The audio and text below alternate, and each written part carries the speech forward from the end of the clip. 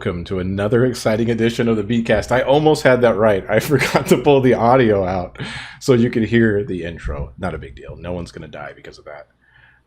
But welcome to the Beatcast. Not today, anyways. Yeah, maybe a delayed reaction. People might die later. Welcome to the Beatcast. This is a bi-weekly sample challenge where every couple weeks we put up a sample at thebeatcast.com. Producers from all over the world, literally all over the world, grab those samples, download them using any equipment they want. They make a 59-second beat. Some of them go over, tisk tisk. And then they upload it to their Instagram using the hashtag #TheBeatcast. And then they upload it at our website at thebeatcast.com, which then gets included in this video wrap-up that we do. Heavy Mids goes and grabs those videos, creates a wrap-up, puts it on our YouTube. And then we come here, we discuss those beats as the Beatcast, and that cast is here with me at this moment with Mind of Modium and RTC. Rick Shotgun. You gotta say that with a Rick Shotgun. Power forward. Need some theme music for that one. You do need some theme music for that, and you can actually make that. It has to be like, because you're a cop with a trench coat and a 12 gauge. Rick Shotgun. That'd be kind of cool. Yeah. Then it cuts right when you pull the trigger and the explosion happens. It goes into this whole fucking. You're fucking running and shit. It's cool. Running for like 2 seconds. That's about all I got. Oh, fuck that shit. Yeah. That'll be kind of cool though. You gotta run. Every good trailer has a running scene in it. What have you guys been up to? Work. That's about it, man. Making beats, working on something special behind the scenes here for the Beatcast. You don't say. Yeah. Actually, are you allowed to say yet? Can you say something about that? Or is that not yet? Not yet. I don't know. Can you? I don't know. What are you talking about? I actually don't know. There's a couple things we were working on. I actually don't know. We've probably talked about that before, huh? Like, what are we talking about? We're a garbage truck on fire. No big deal, but we're rolling. It's still rolling. Yep. We're still working on things in the background. We're still working on things in the background. John's dead. He died in a horrible plane crash. So that's the reason why we won't ever see him again. So he's not only dead to us, he's dead to the world. I'm just kidding. He's not dead. He said his last words were "Live on, Beatcast." Yeah, that's the rumor. He tweeted that out. Live on, live on. No, he's John's got a bunch of other stuff going on at the moment, so he's kind of being taken away a bit from the Beatcast, but that's all right. We're still here. We're getting things done. I think he's still participating. He's still putting in beats. It's just that sorry about that, fellas. That's all right. He just may not be available for the show aspect of it all the time, which is quite all right. John, we totally understand. Yes, live calls. I love you, John. Answer, my man. It's all good. Yeah, these things happen. We do have some announcements though. We have tapes coming out, and be on the lookout. RTC or myself will be hitting you guys up. We're putting together another compilation, so there's going to be another tape that's coming. Another compilation tape. Yep. And some solo releases. And, one of the things that we really wanted to do is these versus tapes where you have one artist on one side and one on the other. Those are going to happen, but we're also want to hit up those same people to do one-off releases with the Beatcast. And these will be both digital and a physical form, like a cassette, which would be pretty fucking cool, because that's one of the things about the Beatcast is like we're genuinely fanatical about a lot of the artists that participate in this. As we discover you guys, we love your music and want to do more than just this. Like we want to put out releases with you and expand that to the world. Showcase it to everybody. And not all of us have the follow through to figure it out for ourselves alone. So as a community, this is our opportunity. Here to help you. Yeah. So we're supporting that, and that's getting everybody out there, getting their voice heard. Then you're not alone. You are not alone. You are not alone. And we are coming up to the end of the season pretty soon. Mm-hmm. Yeah, we looked at that. October 30th. Mm-hmm. We're having a costume party, dude. And that's the cool thing about that, dude. Because we did that back last year, the year before last with Sunday School Beats. We did that one actually landed during the beginning of that whole season because that one was every week for a year. This one's that was a lot. That was a grind. Well, the costume party's coming back. What's going to be cool about this, and those that are here in the stream, if someone isn't here, let them know about this if you can. We'll put together a flyer as well. But we're going to have a bunch of you guys as a part of this final stream as well. So it's really simple though. When that time comes, I'll send a link out to everyone that can participate, and it'll basically be an open forum, and you can just kind of pop in on camera. There'll be a little information for you before you pop in, so you know what to expect. And then we're just gonna hang out, dude. Do a little Halloween end of season 2 party, and listen to some music, shoot the shit with a bunch of you guys. Spend like 3 or 4, maybe 5 minutes with everyone that we can. We did that before, and it was really cool. We had this whole thing filled. Fun. Yeah, it was real fun. There's a lot of cameras we can get up here. So yeah, let's get weird. Let's get weird, dude. Hell yeah. Halloween time. Let's get weird. Dog is growling in the background. I apologize. Oh, it's okay. Didn't even hear it. They're excited. I thought it was your beard. Yeah, my beard makes noises. I think for that Halloween show, I've got like 10 animatronics in the front yard. I should just put them all behind. That would be fucking cool. Hell yeah. These people yesterday, we were sitting in Walgreens, not a sponsor. Oh shit, I gotta pull that up. Watching these people put their decorations up, and they have a 20-foot skeleton that walks. Really? They walked across the yard. My daughter kept going. She's like, "No, it was moving. It's moving." I'm like, "Are you high?" Like, you're all yes, but it is moving. But yeah, I was sitting there like looking at it. I'm like, man, these people take these decorations. They take it seriously. Yeah.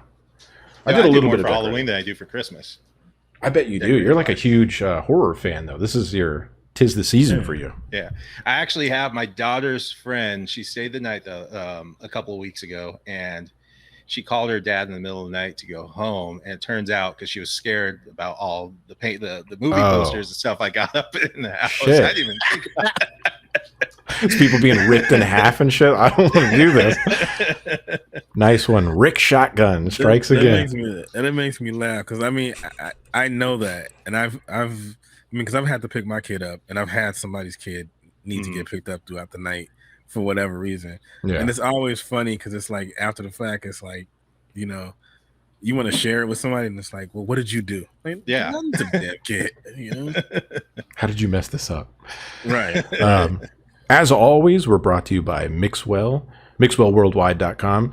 Every show, which is kind of cool, they do a giveaway. So how do you win the giveaway? You just hang out in the chat. So the longer you're in the chat, the higher your chances are. As long as you're participating and whatnot, we select it at random. And as long as you haven't won before, you're going to win. They'll send it out. Boom, boom. So shout out to Mixwell for that. And we have another really cool development that Rick Shotgun brought about. I just read it right now. So this just in, a hot take.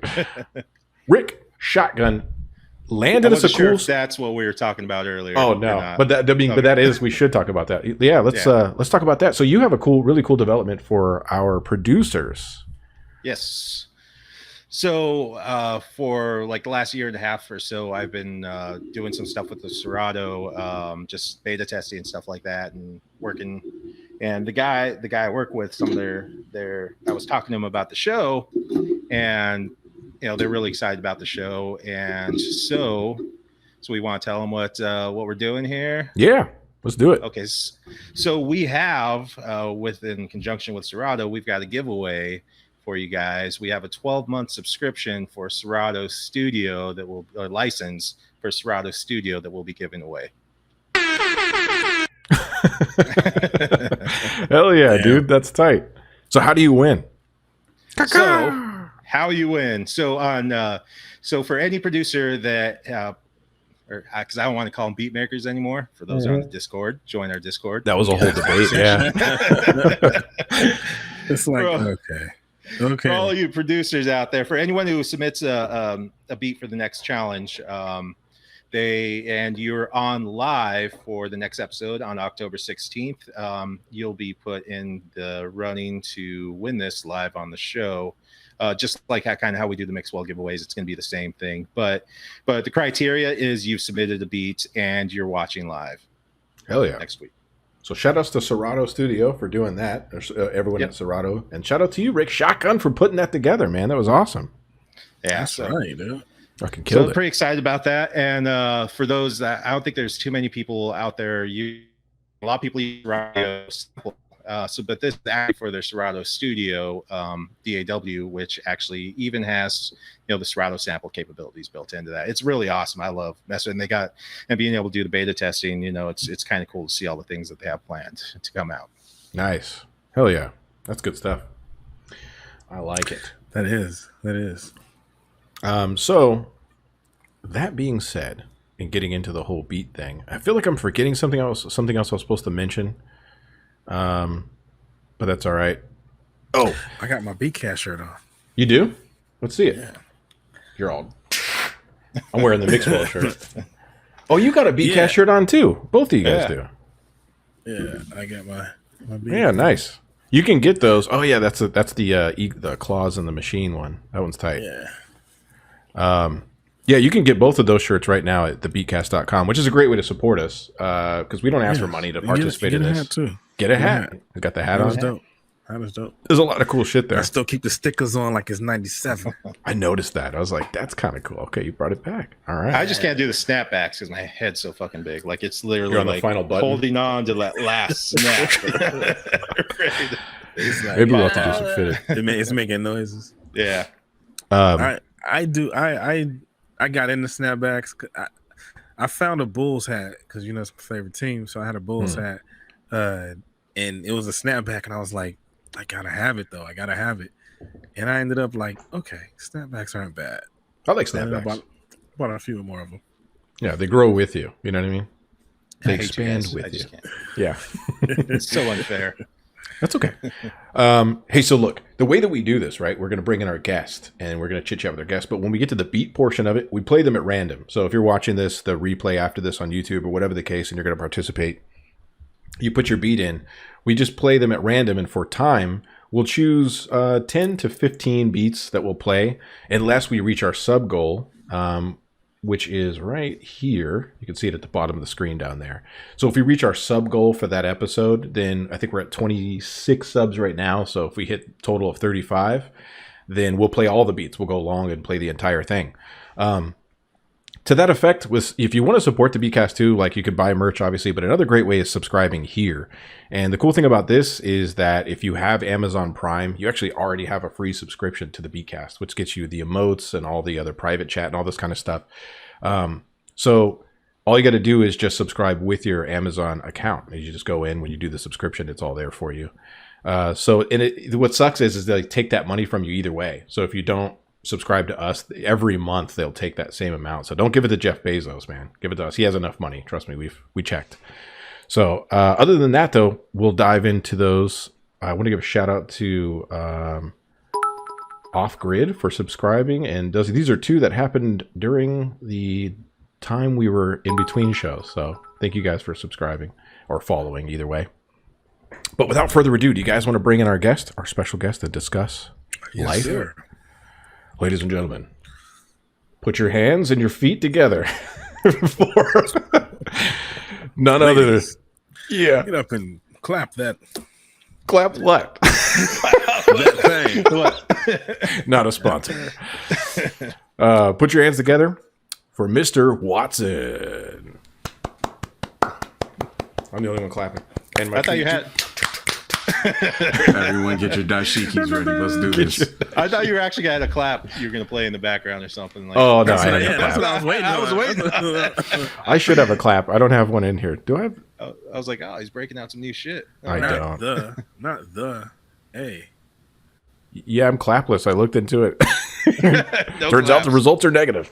Well, Mr. Watson. Yeah, how are you? I'm well. How about yourself? Doing good. Got his radio voice on.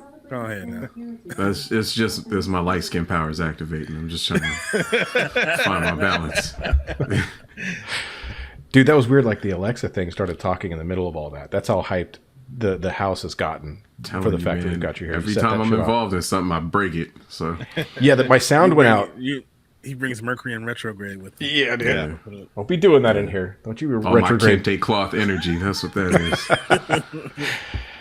Hey, so look, for those who may not know, you joined us this season, right? This is you're new to this season, and I know that all of us we've immediately like, oh shit, this guy's really good. You know, we've had discussions off channel about like, damn, Mr. Watson's really good. You're one of the cats we're always checking for. But for those who don't know, if you can, introduce yourself and tell us a bit about yourself.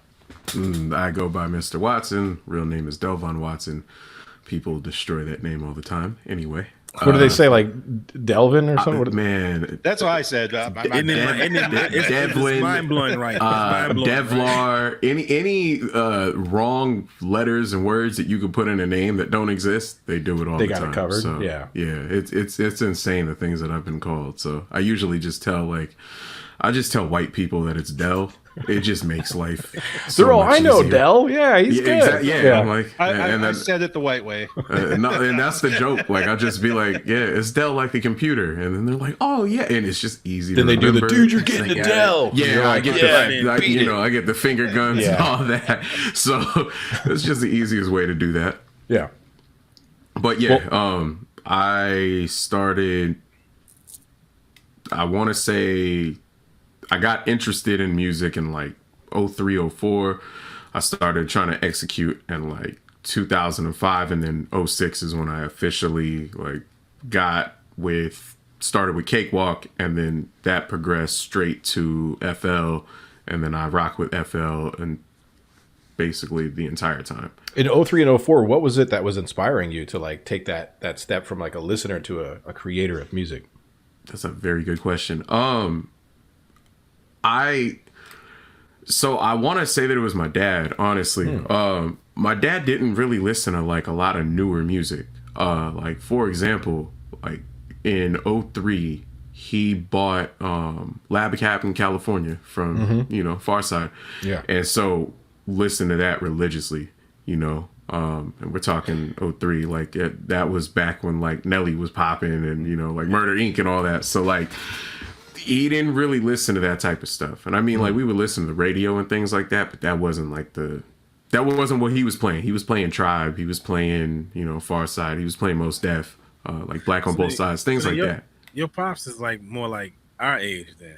Yeah. My dad my dad was a very big black man. He looked like Kimbo Slice, you know what I'm saying?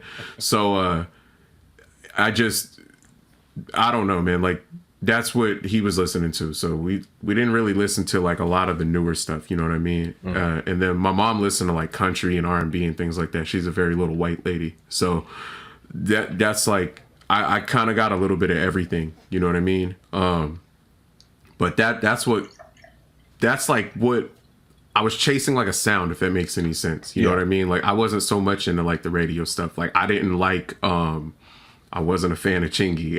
I didn't like any of that type of stuff. You didn't like the way he did that right there?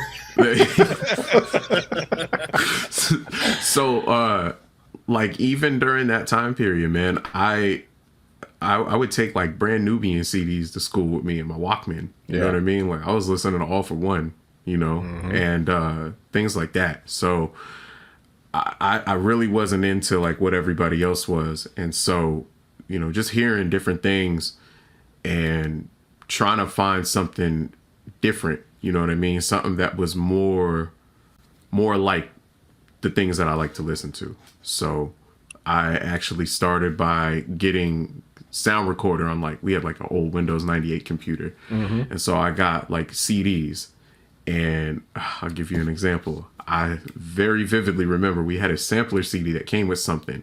And it had that Nelly song on it, that underlay, mama, E-I. It was that. Yep.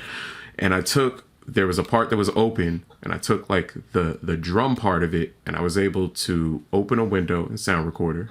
I'm going off of memory. And you can open another one and press record, but it had a pitch up or pitch down option. But it was like, you didn't get to like fine tune it or anything. It was just like you chose the speed or whatever. And if you pick the other one to record into, you could kind of do like a tape loop, but through sound recorder. And most of it would be like really off tempo. It didn't match. But I remember there was one time where I took that and I took something else. I want to say it was like a Kanye song or something like that. And I was able to make them match and make a new melody with like these pitch down drums, but make a new pattern out of it. And like I said, it was just a moment where it was on tempo and sounded exactly how I wanted it to. But that right there kind of like unlocked something with me. You know what I mean? Yeah. And at that moment, that's kind of when I was like, yo, this is what I want to do. So for probably about another year or so, I didn't really do anything like that. And then a buddy of mine, his dad had an entire studio in their house. He was like part of a rock band. I don't know it, but they had this huge studio in their house, a bunch of recording equipment and, you know, padded room, all that. And he had a copy of Cakewalk. And this is like 2005. And I started using Cakewalk. And then that was like the natural progression to FL, because Ninth is actually like Ninth Wonder is like what really got me into beat making, because I knew that this dude was using a program to make all of it, but in my opinion, it didn't sound like he was using a program. It sounded like he was using an MP just like everybody else. So I always thought that you had to have like thousands of dollars to get into the equipment side, you know, because equipment's not cheap. Yeah. But Night showed me that that was not the case, and along with Crisis, you know what I mean? So those dudes like inspired me to, you know, give it a shot and try FL, and that's what I did, and I've been using it ever since. Nice. Yeah, man. Was it the Merce record that he did? You know, talking about the one that Ninth produced? Was that the one of the ones that got you? 316 or something? Yeah, no, 316 is amazing. It was most likely it was like other Little Brother projects. I eventually got to that one, and I want to say it was very shortly after that I got to that. But one of my boys that I went to school with, he they had like DirecTV, and there was one of the channels on there that had like the underground hip hop section. Yeah. And they would just play like, you know, they play like J Live. They would play, you know, just different things like that. Little Brother tracks used to come on there, so we would go to his crib. We play like Halo 2 or whatever, and he'd throw that on. And that's kind of how I got, like, that's how I learned about it. And then he had told me, he was like, yo, he's making all of this, because we used to talk about music. Yeah. And he knew that I was, like, interested in it, but I didn't really have a way of doing it. And he was like, yo, this dude makes it on the computer. And so I ended up getting a bootleg copy of FL7 is what I started on. And then I used that for, like, a year or so. Yeah. And then I moved to FL8, and I literally have used FL8 ever since. I have a copy of 20. That's also bootleg. Yeah. But 8 is something that I install on every single computer that I use. It's my favorite program ever. 8 is perfect. I like hearing that because, you know, I've been a gearhead, and I've like had, you know, tons of unnecessary equipment. Right. You know, going Guitar Center, and it's like, especially back in the day, you can go in there and just buy, because it was so many things that were still analog and still like just components. You can just buy all day, filters and doodads and what else? What do you call things? Gizmos. Gizmos. Yeah. That. But yeah, you can, you know, have a whole bunch of stuff. But I like hearing that because, you know, sticking with something, when you get a sound and you're able to like acknowledge your signature and then, you know, keep working with it. I mean, there's always great for growth, but I mean, like, if it ain't broke, definitely. Like, you know, and that's to master it too. And that's funny that you mentioned the Guitar Center thing, because that's actually like another component to that. We used to go into Guitar Center because it was like not far from where we lived. And we would go in there, and, you know, that was back, like you were saying, when they had all the equipment out. So it was normal to see like MPC 500s and things like that, just like laying out, plugged up. And, you know, same thing. I knew that I couldn't afford it. I was still in school and things like that, you know, like grew up broke, you know what I mean? So like I knew that wasn't something that was going to happen. But we used to go in there and just kind of like play with the equipment that was in there and things like that. And then eventually my mom ended up buying me I think it was an MPD 18 for like a birthday present, I think it was. And then I used that along with FL, and then I got a record player around the same time. And so like that kind of just was like the next progression. So that was funny that you mentioned the Guitar Center thing.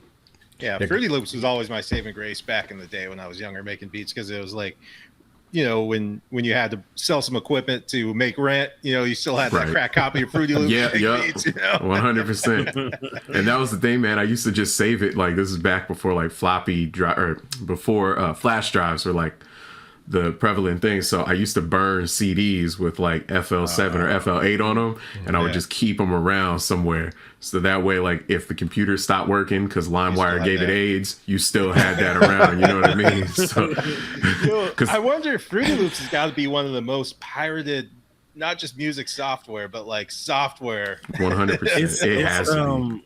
I mean, of course, it's Microsoft Word. It has to be Microsoft Word. Yeah. Well. Yeah. No, I give you that. Yeah, Microsoft Word is definitely. I've had a pirated copy of Windows 98 that since Windows 95, since 1995. Bro, wait a minute. I've had that thing, and I've put that on every Mac that I've had. Well, actually, I got a copy of the 2005 or 8 or something like that. And I put that on every computer I've had. I've had 3 computers since then. Man, I did the same thing with XP. With Windows XP, I did the exact same thing. I had a cracked copy of that, and I throw that, like, I would even Vista, Windows 7, all that. I still kept that copy of XP. It's funny you say that, because Glad to Meet You, who's a MC and producer out here, he hit me up, and he's like, hey, do you happen to have a cracked copy of Windows XP? And I'm like... what? Man, yo, there's still places that use it. It's crazy. Like I won't get specific with my job. I'm not joking with you. They still use Windows XP. Damn. Yeah, I mean, it was a good operating system. That's the same. It's the same with certain places still use Blackberries.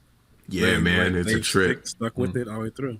They're stable. You know what I mean? Like if you got something and it's working, there ain't really no need to change it. That's kind of what my logic was with FL8. Like it strikes a very nice balance of being able to you could put it on like a modern machine and it still works. You could throw it on something older, it still works. It's really stable. It works well with, VSTs. Like it's just FL8 is my absolute favorite. 9 is when they change the interface up, and I hated 9. But like that's the thing about it too. Like techies were creatures of habit. Like once we find something that works, you really don't want to mess with that formula. And then one begets the other, because then you can't upgrade your operating system, because then the old version of the software you use all the time doesn't work. Well. Right. So it ends up being like this never-ending cycle.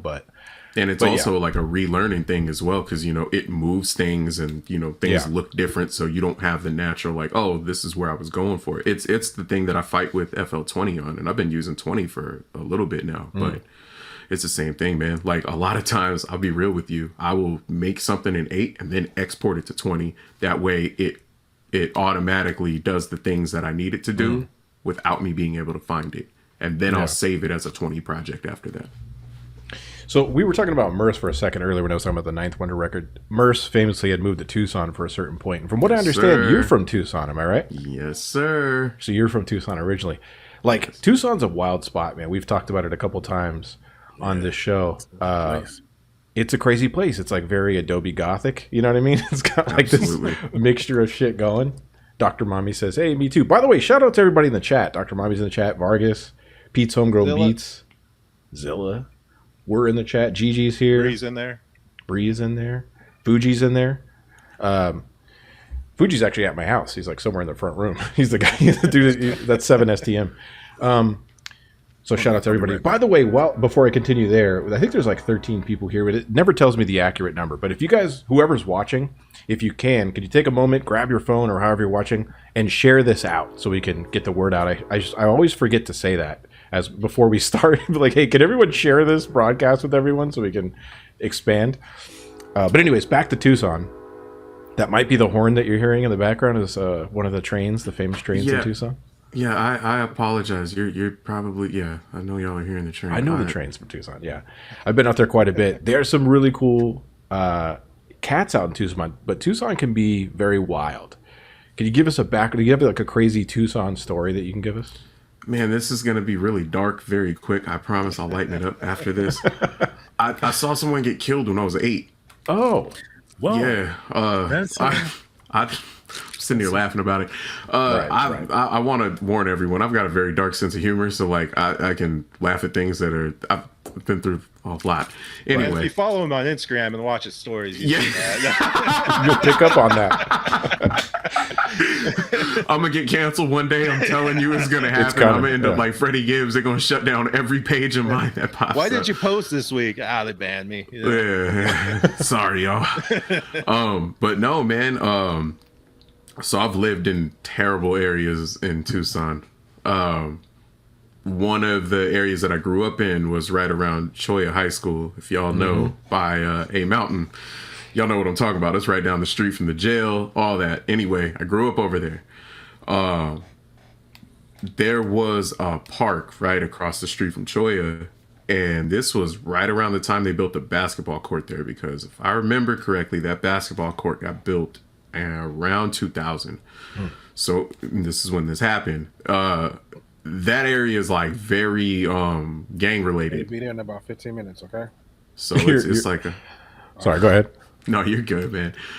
It's like a very gang related area. So, Bloods, Crips, things like that. And then something that I ended up learning was the reason it was like that was because a lot of people would move from California, or they would get time and then they would move, jail or prison or whatever. Yuma's the prison in Arizona. That's like the most known one. The jail was that one. And there's also one called Wilmot. So it was normal for like the, gangbangers and all that would get out of jail, prison, whatever. And they're already there. They established themselves there. So that area was very well known for like a lot of gang activity or whatever. It was just a thing of an altercation happened. They had those new bathrooms that were built right there. These dudes were shooting back and forth at each other. My grandparents' house is directly across from it. So like their yard to drive in was where all of that was happening. So these dudes are running back and forth, shooting at each other. I'm an idiot kid, like looking out the crack of the window, doing one of these numbers right here. And the next thing you know, dude ran out of the bathroom, shot him in the head. Oh shit! Bleeding yeah, it was wild. But That is wild. that was one of them. That was something real crazy that happened there. And it can be wild, man. It's weird. It's a lot of people think that like Arizona in general is just like a retirement spot or something like that. But like, dude, Phoenix, Tucson. Tucson. I never really got in trouble, did anything, but the times I have gotten in trouble, I've been in Tucson. Yeah, like it's just something about that place. That place, and it'll drag you in. Like even if you're not. I got into an accident in Tucson, and on Oracle and Grant. Hilarious. Used to live there. That's funny. You're like, that was you that hit me and drove away? Yeah, probably. Probably. This guy, and I looked back and I watched him hit us, and he looked like the father from King of the Hill. What's his name? Cotton. Yeah. He looked like Cotton Hill. No, not Hank. Hill. Hank. He looked like Hank. That's hilarious. And a wife beater. And so like we were in a rodeo. So he rode up under us. Yeah, so he rode up under us. He when he hit us, I'm like, fly up or whatever. I look back and I'm watching him, and he's just like sloppily just doing it all. He backs up, pulls over, looks at us, and then pulls off, speeds off. Yeah, man. Hit and runs are bad there. When he dipped, my buddy just took off and was chasing after him. So we're going through this neighborhood, and we come up on a trailer park, and it's a bunch of screaming and yelling going on, and all this noise, and then you hear the sirens and stuff. He's getting chased through the entire trailer park, and all this just happened, and they're all out there and whatnot, and they stop him, get him out, put the guns on him and everything. I'm like, man, welcome to Tucson. Man, that is hilarious. The trailer park that is on Grand Oracle, there are two of like the most well-known ones. I lived in both of them. That's where I grew up. So that's really funny. The one that is across the street from Curves, the strip club, that's the trailer park that I lived in for, I think we lived there for 2 or 3 years. And then we moved to Sleepy Hollow on the other side, which is still on Grand Oracle. Funny part about that place was known for being on the news for plumbing issues. So like you would live there and it would just always smell like sewage because was always problems. And I remember like one day we were on the news and the news people decided to shoot our place, like literally our unit. Yeah. And my dad was like, yo, get back in the house. Like, he didn't want us to be on there. Yeah. I understood. It made sense. Made the right decision. But yeah, man, watching people, like, when I was like 6, living in that first trailer, watching people smoke crack, you know, people smoke meth, things like that is crazy, man. Like, just living over there and experiencing it. So I experienced 3 hours of it, and it was I'm like, damn. It was like some home. Real. It was some cop shit. It was like some real cops, because you were living in the episode of Cops. Yeah, it's like a GTA server, man. Yeah, they pulled him up. They dragged him over to us, and they was like, "Is this the guy?" And we're like, "Just holding him like this guy right here." He's all wiggling and shit. That's him. Dude, that shit was like, it was easily like, I mean, I'm like, you guys just see what just happened, and they were all processing, and I'm like, I'm like, the cops pulled up, jump out the car. They're driving around with no lights on. It was nighttime. I'm like, dude. Man. Yo. Dude, I went to, do you know Vaudeville? I think it was called Vaudeville or something like that. I used to have like a version of Blunt Club there in Tucson, like back in the day. I don't know if it still goes on, but Jivin' Scientist would host it. It was like Runt and Deco and all those cats out there. But I was just randomly in Tucson for something else. Literally just walking down that strip there, like kind of by Congress, I think it was. Yeah. And it was like the homie Runt was outside. He's like a staple of like Tucson hip hop, you know, but he was like, dude, what are you doing out here? He's like, get the fuck in here. Come jump on stage and do a little something. So I won't bore you with all the details, but I ended up going up and it's packed in there, right? And back then, this is 2005, 2006. So back then I was like, my like music shit was cracking. I was like doing well with it, right? I'm just imagining you wearing like a 7XL shirt down like below. I wasn't that guy. Dressed like Soldier Boy. But go ahead, man. I'm sorry. Go ahead. I came up there and I was like, you like the way I do this, right? Yeah. Got a Band-Aid on his Band-Aid. He got sweatbands on his wristband. Yeah. You've got the visual down pat. Well, I got up there and some dude was super salty about me being up there. Some local, we were all locals, but this cat that was like, I don't know what was going on, but he had an issue with me and shit. Like, he knew of my shit. I won't go into the whole, because I found out later what it was about. Motherfucker spit at me. Whole time in my entire life, I've never had an issue on stage anywhere, right? Shit goes down in Tucson. He fucking spit at me, dude. I grabbed the mic. I'm getting ready to say some shit. I just said hello. They introduced me. The motherfuckers were happy. They put on a beat. I was getting ready to do a little something. And I just was very lucky. I looked down and I see the dude, load up. He was like... he spit. It was like in slow motion. I fucking moved and it flew past me and hit their turntables and like all across that dude's hand and shit, dude. It turned into a whole ordeal. People were getting choked. Fucking dude got on stage. It was like nuts, man. It sounds fucking exactly Tucson. Like that Missy Elliott video where like, yeah, man, that's hilarious. Was there a Missy Elliott video with the same shit? Why though? She, like, I could tell you why. In the mouth. I'm trying to remember what song it is, but yeah, there's a music video where she like spits in the mouth of the person, and then they just like start doing the pop locking thing after. That didn't pop lock after. Yeah, no, there was no pop locking or spitting in the mouth, but Jesus, probably a lot of anger. But yeah, I'm sure the scene's still cracked now, but they used to have a lot of shows down in Tucson. It's definitely still going. Yeah, I mean, I see stuff all the time. You gotta think too. Mellow Music Group is based out of Tucson as well. So like, yeah, I found that out about 3 months ago. Like 2-3 months ago, I was like, what? Hey, if anybody from Mellow is watching, I'd really like to do music full time. I'd really appreciate that. There you go.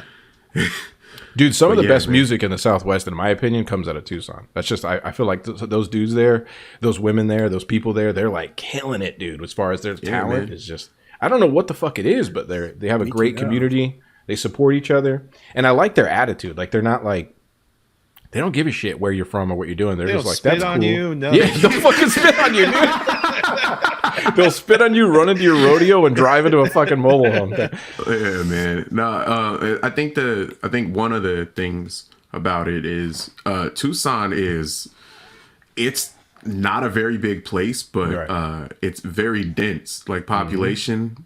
If I'm not mistaken, it's like over 500,000. Yeah, so it's probably well over that by this point. But yeah, man, it's like a really small place, and it's one of those places where like everyone, you'll talk with somebody and then you'll find out like, oh, you know this person too, and then it's one of those. It's hard too because like that's growing for up better in or Phoenix, for worse. like I'm not from Phoenix personally, but like I moved here when I was like 5 or some shit, and I'm old. But coming from Phoenix, it's such a big space, you're not used to that, and it is weird when you go over to Tucson and on some music shit to fuck around, and you realize how tight knit of a community it is, and everyone knows everybody. Like, yeah, I know that guy. In Phoenix, you meet somebody, have like a whole relationship with this person, and then never see them again. You know what I mean? It's just well, and then the thing about Phoenix, and I know you know this, but there you have like, it's so divided. You have like Tempe, and then you have like, I'm drawing blanks right now, Mesa, but you know what? Mesa, exactly. And they're all Glendale, exactly. And you know, then it's like the hood rappers, and then it's all your classic shits. Yeah, and all the meth heads. Yeah, man, it's just like, and the thing about that place, you're driving and you go past like 4 cities. You've been driving for 5 minutes. You know what I mean, or towns or whatever. So like, I think that's the difference. Tucson is where all of the scene type shit would happen is downtown, and downtown is not that big, but like I said, that's kind of like the unity point of everybody. So you're bound to run into somebody that you know, or someone that knows someone that you know. You know what I mean? Things like that. It's a cool spot, man. So like at this point, now that you've been on in your career making music and whatnot, doing your thing. Career. Anyway, I'm sorry. It's a career from the beginning of the point until, what would you say is inspiring you currently? Like, what gets you back to the machine? Is it these sample challenges, or are you working with other artists? So yeah, that definitely does it. There was a while there where, like, I'm not going to drag anyone on here, but the distributor, if you followed me for a little bit, you've seen how disgruntled I've been about it. But I kept trying to put music out, and it just kept getting rejected. And initially, they were telling me why. I was cool with that. And then it started to turn into we're not going to tell you what's triggering it. You just need to fix it. And the way that I was releasing music was like, I would put, beats together, and they would be anywhere from like 45 seconds to 2 minutes. I'm I want to be concise with it. I would rather you replay something than you to get tired of hearing it while you're listening to it, if that makes any sense. Yeah. It's kind of how I feel about like longer projects from somebody. Like, I'm just giving an example off the top of the head. Like, Game has a new album, and the shit is over 2 hours long. Like, dog, Jesus. I don't care how long, but like, if I like you the most, like, I'm not trying to sit through no album for 2.5 hours. There's not too much I want to do for that, right? 2 hours. Nah, man. Like, I would rather you be like, you finish it and it's like 20 or 30 minutes or whatever, and you're like, yo, I love this shit. And then you go back and you play, the tracks that you like, or it's short enough to where you can play it from beginning to end. You know what I mean? Or you pick your handful, whatever. But I would much rather you do that. So them telling me that the release wouldn't work, you just told me that 40 something tracks aren't working, and then you're just like, figure it out. And then, I would take out things where I was like, all right, this sample's a little more obvious. Because, like, that's what I do. I sample, you know what I mean, exclusively. And I'm not ever going to change that. I would sit there and put it out, and then they would be like, no, it's rejected. So it did start out with them telling me, like, hey, this sample is what took your release down. Okay, cool. But then it would be like, no, this is the problem. And then it would list like 7 or 8 different things that I knew weren't an issue. Then so you would fix them, and then you would resubmit it, and then it would be like, well, no, this track doesn't fade the way that it's supposed to, or we don't like the way that this transition is, or no, it's another sample. So then you go through and you just keep trying to, like, with a fine tooth comb, go through it and figure it out. And it just kept, like, I would submit it and then it would get rejected. And I probably, that last project that I just put out, I think I submitted it 6 or 7 times and it got rejected. And I was like, I'm not doing this anymore. Are you able I was to say? Using Ditto. Ditto. I never heard of them. They're one of the big ones. Yeah. Ed Sharon, however you say his name. Oh, okay. He's part of Sam Smith. That's them. So they're major. But from what I was reading, they don't so much like instrumental projects. Oh. So I guess there's like a lot of different things that'll trigger it. And then now I'm with, I believe their name is Too Soon. And actually Madlib distributes through them. But they're supposed to be more like beat maker, producer friendly. So they're not rejecting, like, as soon as I submitted my release, man, it went through. That's nice. And the only reason that it's even split into 2 volumes was because I was trying, when I last submitted it to Ditto, I was trying to see what volume was triggering their algorithm. I was trying to see, because they would not tell me what song it was. They were just like, you need to fix your release. And I'm like, I've submitted, there are 36 tracks on this thing. Like that's not something where like I can just figure it out. You know what I mean? Yeah. Especially when you're not telling me what track is a problem. Yeah, specifically, you're asking me a lot. Yeah. So like it would be like me going up to you and I'm like, your car is broken. And you're like, yo, you know how many goddamn components are in this thing? Like that, you can't just figure it out like that. Yeah. Yeah, your Hoover Fluber don't work. Like, okay, cool, that's something to go off of. But like, they're just telling me that random things aren't working. So yeah, man, that was like something that I had to get through. The beat challenges helped me get through that, because it was a point of frustration where I was like, I can't put music out. Like, and then, you know, there's the other fight. And I know that this is something that like a lot of producers deal with, where you use something like, and I want to be clear, this is not any kind of diss to them at all. Like Bandcamp, for example. Bandcamp is dope, but it's not convenient to listen to music with. You know, if you want to get your music out there publicly, like if you want to get your music on like, you know, Instagram or Snapchat or whatever the hell you use, like you want to be able to have it somewhere where it's easily digestible. Yeah. Like, motherfuckers are lazy and don't want to click links to things. You know what I'm saying? Yeah. So they're definitely not going to sit there and try to get a new app just to listen to, you know, your one album where they're going to skip through it anyway. So you want to try to make it as easy as possible. And that was something that I was like fighting with. You know what I mean? I think we all have like, that's a good topic to bring up. How, you know, you interface with Bandcamp. It's a dope opportunity. It's a dope site. 100%. I've used it. I love it. Same. But as far as listenability, the UI experience, it sucks because it doesn't give you the opportunity to the flexibility to take your music, make playlists, and you know, and I know that adds to the back end a lot, because you got to have servers for all that stuff, and you know, keeping everybody's information and even more accounts. Definitely shitting their accounts and stuff. So I know I dig that. I get it. But as far as the artist is concerned, you know. Oh yeah, there's no question. It like if that part of, and that's like the balance that you have to kind of strike, is the trying to figure out, you know, I think it's when you're trying to land an audience, having, you know, Spotify and Apple Music, Tidal, all that shit. It's easier to deal with that because it's easier to deal with. But like, obviously Bandcamp lets you keep a vast majority of your money, you know. But the other downside to Bandcamp, like I sound like I'm shitting on them, I promise I'm not trying to.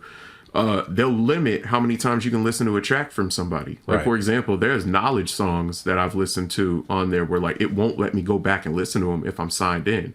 I gotta pull up like the, you know, incognito mode on a browser in order to pull it up. And I'm like, that's you're limited. And then for the flip side of that, like the artist is trying to get numbers up and you're limiting how many times somebody can listen to a track from them. Like that's terrible. You know what I mean? Because I mean, if they're inclined to, wouldn't that count as a stream? So, exactly my point.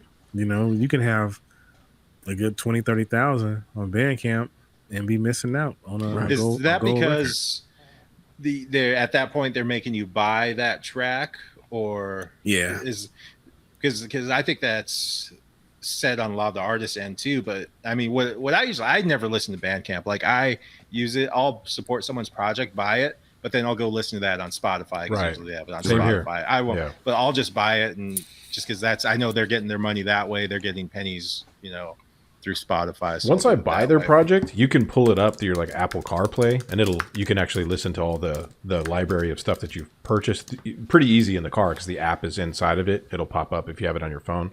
But so like I listened to a bunch of the guys from the Beatcast stuff from the community on there. But that is a good way if you like kind of do like a hybrid thing where you release your stuff on Bandcamp to get the immediate funds in, because people will typically support you there and then go play it nonstop on Spotify or something like that. But sorry, we have our what happened? Chat, or no, our private chat between all four of us. Oh, oh, okay. Dellvon had to step out for a second. Step out for a second. Be right back. Yeah. Okay. But yeah, that's kind of how I always approach the that thing. Like with the last release that I did, Still Alive, I put it out on Bandcamp first, you know. But you can do the way to put music out nowadays, like from relative obscurity, is not easy. Like it used to be. Like you could actually just do footwork. No. Like you gotta really play the game. Well, if you want to see success or some type of success, result, whatever you want to call it, because I know we're all, hobbyists here, but it does feel good to know that somebody listened, and it does feel good to know that you're reaching and connecting with people, whether it's not to get a new listener, but also get a comrade, somebody you can link with, make some more music with, or whatever the hell, right? So, having that space and accessibility, it's a game changer.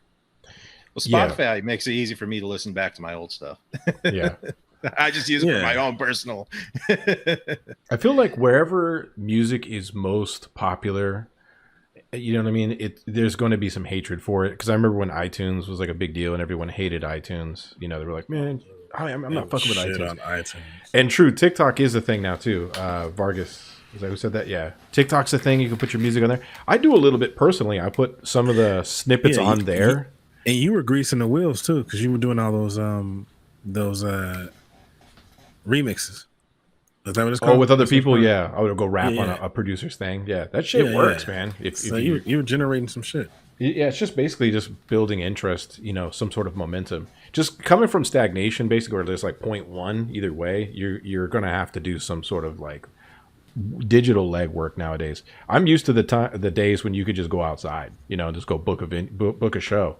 And that was easier, but now it's like app based and stuff, and algorithms and numbers and shit's fucking weird. But the crazy shit is like I hung out with some young cats, man, in LA and Phoenix, well, in Chicago too, and like these dudes, man, like I have no idea who they are. I fancy myself to be like aware, at least, if not like into some, I'm aware that it exists or whatever. Yeah, these dudes are like packing out, 200 person rooms with no problem at all, and like you have no idea who the hell they are, and they're just packing this shit out back and forth, and that's because we're old. You don't.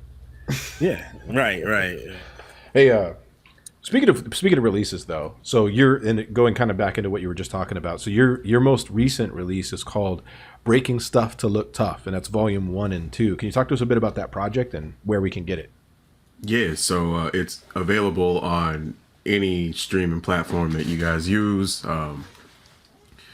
And basically that was something that I had been trying to put together for a little bit. The first release, the one that I initially put out, the Sidewalk beat tape, that came together because my hard drive kind of forced me to put music out.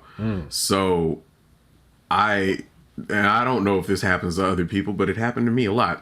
You would have a computer, you would have a bunch of music on it or whatever, and then you wouldn't do anything with it. And then the hard drive dies. So then you move on to another computer. You start, instead of putting the last bit of music out that you were making, you make more music. And then, that computer dies and then it happens again. So that first project, that is how that came about. I had a failing hard drive and I knew that I needed to do something with it. And I want to say it was he goes by Vitamin D. Tallboy Vita is his Instagram page. He made a post, and shout out to him, about like things don't have to be perfect in order for you to release them. You know what I mean? Like you can just put music out and have it out and not have to worry about all of that. So that's what I did. Like I was like, you know what? Fuck this. I'm just going to put it out. And so I got it together. I scrapped together what I could from the hard drive. I think I pretty much put all of it out that I wanted to. It didn't come out the way that I wanted it to, but it basically had everything that I wanted in it. So it was also my first go around with the distributor and dealing with like that aspect of it, because I wasn't used to any of that before. Like up until that point, I was only using SoundCloud and Bandcamp. Yeah. So, and like, when you're that type, especially when you're just making like instrumental music and it's only like a very like niche audience, you know what I'm saying? Like I don't make like trap or like crunk beats or nothing like that. So like it made it difficult to break through. that was my introduction to a distributor and being able to put the music out. So it kind of got my foot in with that, and like being able to showcase my music, you know, and share it and people be able to listen to it and things like that. This newer release was a lot more of me being able to do what I wanted, me understanding the way that the algorithm works, the way that, you know, putting music out works and things like that. Because I think there is a difference between like the making music part and the making it available to everybody else. So it was just like me being able to be a lot more focused and, you know, put something out there. So this project is special to me because it came out how I wanted it to. Yeah. Now, I know it's in 2 volumes. That wasn't the part originally, but I think that was an okay thing for ultimately me being able to do it. And to let everyone know, if you have Spotify, I made a playlist where volume 1 and 2 are together and it plays seamless. So nice. Oh, yeah. And yeah, they can check out your Instagram too, right there at Dellvon Watson. So you just hit that up. And once again, it's comical. It's dark, but it's yeah. Y'all eventually somebody gonna cancel me for the things that I post. And the thing is, I don't even make any of those. I just repost them. Oh, okay. And a lot of times, I limit myself to what I put out there because like some of it's hilarious to me, and I'm like, nah, I'm gonna destroy my own life if I put this out there. Yeah, exactly. It reminds me of a time we did that podcast, and Alan looks over and he's like, I only talk about these types of things with you. I'm telling you, man. I know eventually something's gonna happen from it, but like I try not to let those types of things limit me all the way, because I think that you still need to be able to have like humor. You need to be able to see things. Because I was having a discussion with my boy that he's also based out of Phoenix. His name is he goes by Tormenting Tarmac for the podcast. They talk about like the automotive industry and things like that. But we were having a discussion one day, and I was like, yeah, man, like I know I post like dark things or whatever, but you got to be able to see humor in that, because for sure, if you're just not gonna allow yourself to see those types of things, or if you're just gonna brush them off and be like, no, you can't do that, like what fun is that? You know what I mean? Like there's no, like, how do you live like that? There's no joy in your life. You know what I mean? Right. I'd look at it like you got to be able to see some sort of light in all of the shit that's dark. So. Yeah, it's a coping mechanism. 100%. Yeah. I think the areas that I grew up in and like the way that I was brought up and things like that, I think that has a lot to do with it, whether that is good or bad. I have a therapist now, so we making progress. You're like, so the posts are limiting now at this point. Hey, a little bit, man. I try to control it just a tad. Yeah. Going back real quick before we get into the beats, one of the things that you said is super important, is that perfection. This is something for all producers, man. Like, perfection is the enemy of productivity. It will absolutely 100%. Fucking ruin everything that you will eventually never do, because perfection is impossible. It doesn't exist. And especially with stuff like this. Like, now, if you were like putting a door in an opening, sure, there's probably a perfectly square thing. You could decide, okay, that's perfect. But with this, there's no such thing. It's all objective. What's good to you sucks to someone else and will inevitably suck to someone else. So it's better to just put it out and let the world make a decision on their own. You can't control it.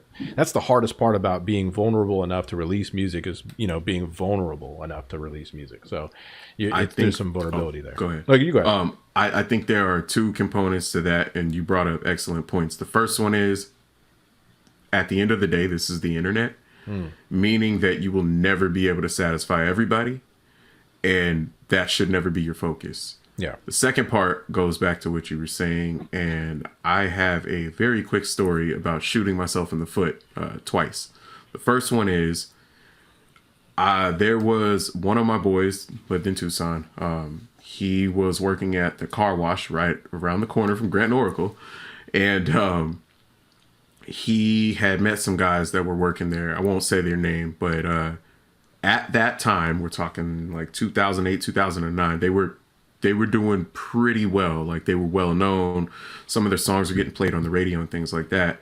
And they had heard some of the tracks that I was making. And like during that time, I've seen other people say that they do this, but you'll kind of like make something that is the sound of someone that you're inspired by. So you make a track that kind of sounds like a Kanye, or you'll make a song that sounds like a Tribe song, something like that. You know what I mean? And I had made a beat, and it kind of sounded like a Kanye beat. And well, that's exactly what it sounded like. And these dudes loved it, you know. Mm-hmm. And then like I made a joke beat, like I made like a crunk beat because you know this was still hot during that time. And these dudes liked it, like they liked it a lot. And it took me 5 minutes to make. But anyway, I sent them like a few different tracks. He would show them when they would go to work. And these guys were about to start paying for music. Like they were like, yo, we'll pay you for this one. We'll pay you $300. We'll pay you $500 for this one. And it was just going to go up from there. Yeah. And the relationship between the two of them has soured. Something had happened. And then instead of like me being able to make money from that, because I was loyal to my boy, he wanted to start making diss tracks towards them. And then like, you know, nothing ended up happening out of that anyway. You know what I mean? Like those dudes went on to go do something bigger and better. And I mean, like, I'm going to pick loyalty over any of that. But just like as an example to anyone else, like that would have been a breakout opportunity for me just because of how well known those guys were. And it would have got my music out there. It would have been heard. You know, this back when radio was still a big deal. Things like that. Second one was the most important one. This goes back to perfection. I had a boy. He goes by Xander. I don't know how well known he is now, but I know there was a time where like that guy was getting it out there. And he had offered me to do a beat showcase for there was some kind of gig that was downtown in Tucson, and he had offered me to go there multiple times. And originally it was going to be me versus like somebody else where, you know, and it was kind of like a friendly thing. You know what I mean? Yeah. It was like no animosity or anything like that. It was just like you play your music, they play their music, and everyone is around. He ended up getting it to where he was going to have me do it by myself. And this was like a bigger event. This is like 2015. So I'm kind of fuzzy on the details, but I did not think that I was good enough because that was around the same time that I got the machine. I did not think that I was good enough to play my music out loud on something that I was still in the middle of learning. And I allowed the fact that everybody else that I showed that music to had told me that it was dope or whatever. But me limiting myself did not allow myself to use that opportunity for something bigger and better. And then I ended up learning that like Mellow Music Group and places like that, or, you know, like entities like that would frequent those types of places, and not necessarily just for talent, but like that's what they do. They're in the music industry. You know what I mean? So they're around scouting. Yeah. And I did not do it. And that is something that I regret to this day, because I think I would be a lot further along if I would have went through with that. But you know, with life, you got to try to not live in regret. You know what I mean? Or you went the exact route you're supposed to. That's because where you are now is where you're supposed to be. Because you know, my relation to that and that subject is that I started rapping at like 12 or whatever, right? Get a manager, and his manager could do is he's a hood dude, straight, you know, in the streets. And we talked about it a little bit, you know, behind the show. He had us rapping at like this real like biker bar and stuff like that, like just real grimy stuff. But he had us rapping where he was like selling dope and shit, right? So we met with these people. It was like Atlantic or some record label, some stuff. I don't remember. I was a kid, and the guy there was just kept talking about us being like bigger than Criss Cross and being like better and like the next, and then we cursed. So it was like, you know, real like hip hop thing. And it's like I think about that and I'm like, what if that could have happened? I'd be like strung out because I'd have been like so immature and I wouldn't have been able to handle it and whatnot. So, you know, taking the long point.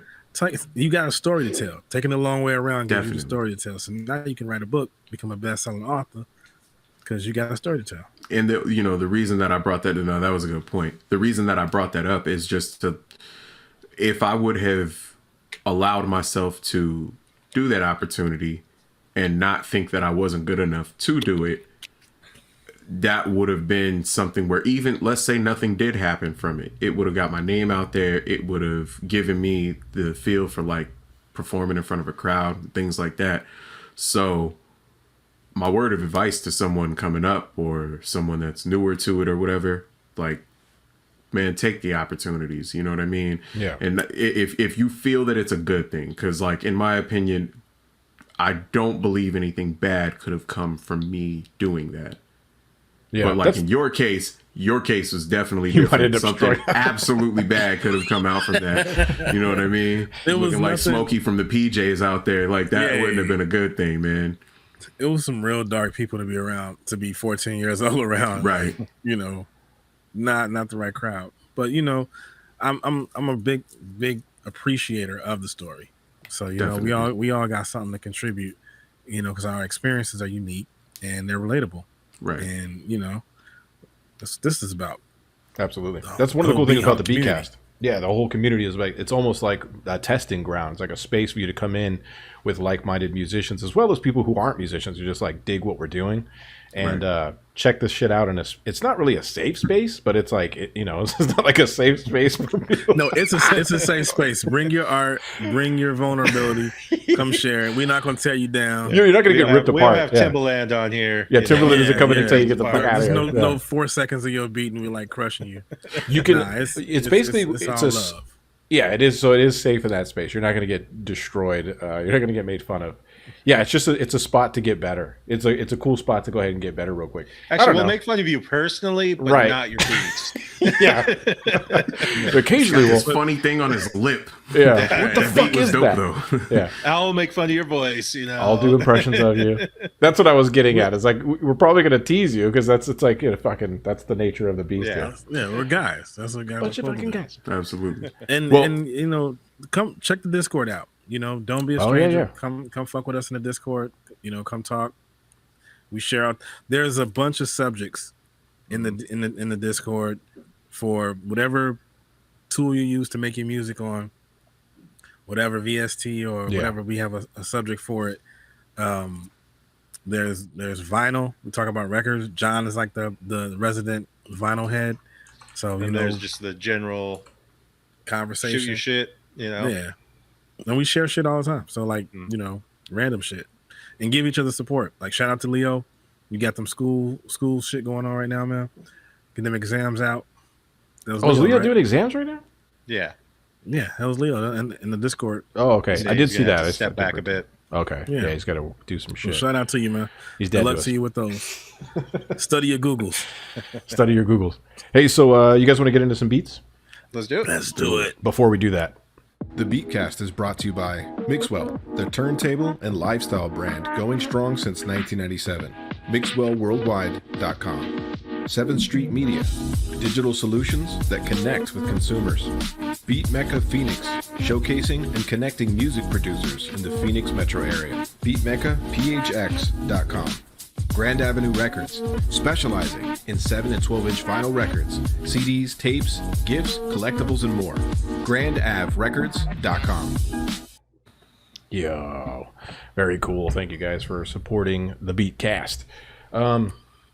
Without further ado, we're going to play 10 to 15 of them unless we reach that goal. I'm not sure. We don't always reach the goal. Sometimes we do, sometimes we don't. Totally okay if we don't. I'll leave that up for a second, but Quickzilla goes, a beat roast might be fun. Maybe we gotta do that. A beat roast? Yeah. You just deliver. It's terrible. Yeah.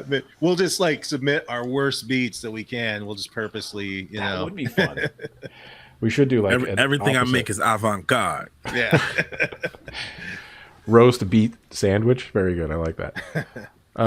So we're listening to the beats from I gotta get rid of this. From 925 that dropped on 925. The sample RTC, you pulled it, Johnny Guitar Watson.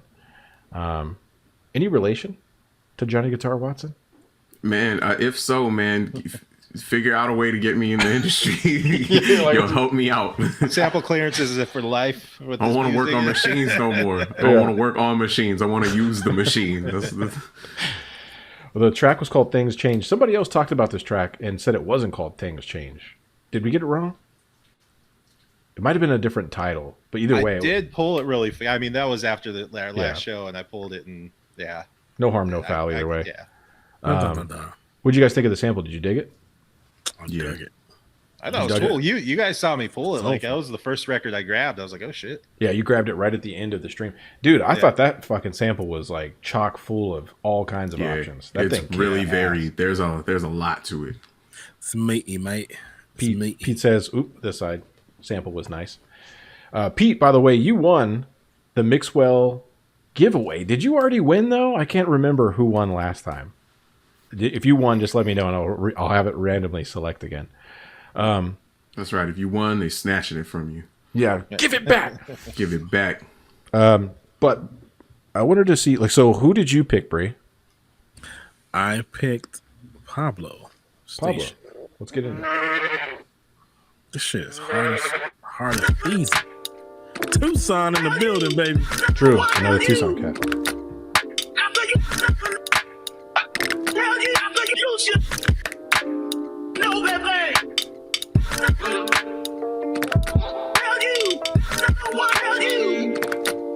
It's hard as fuck.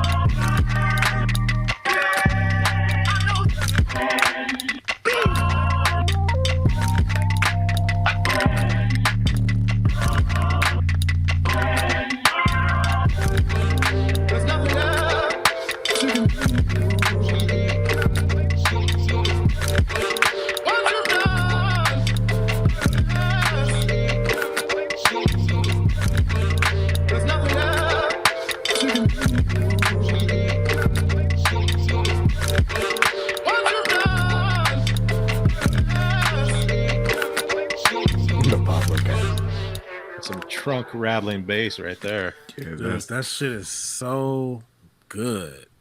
That shit is crazy. That was nice, man. It's like that's like the most humble flex is like, yeah, I make having beats. a dope beat.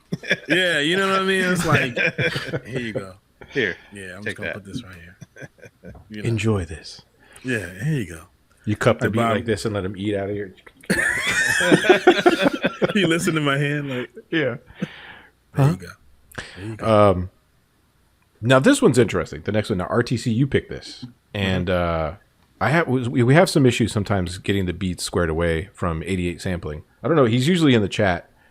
The English isn't his language necessarily, so we always have to go back and forth with like translators and shit like this. And there was something about he submitted two different beats. One's the correct one, one's the incorrect one. I hope I grabbed the right one. So this is the one I picked. This is the one you picked. Okay, so this should be it.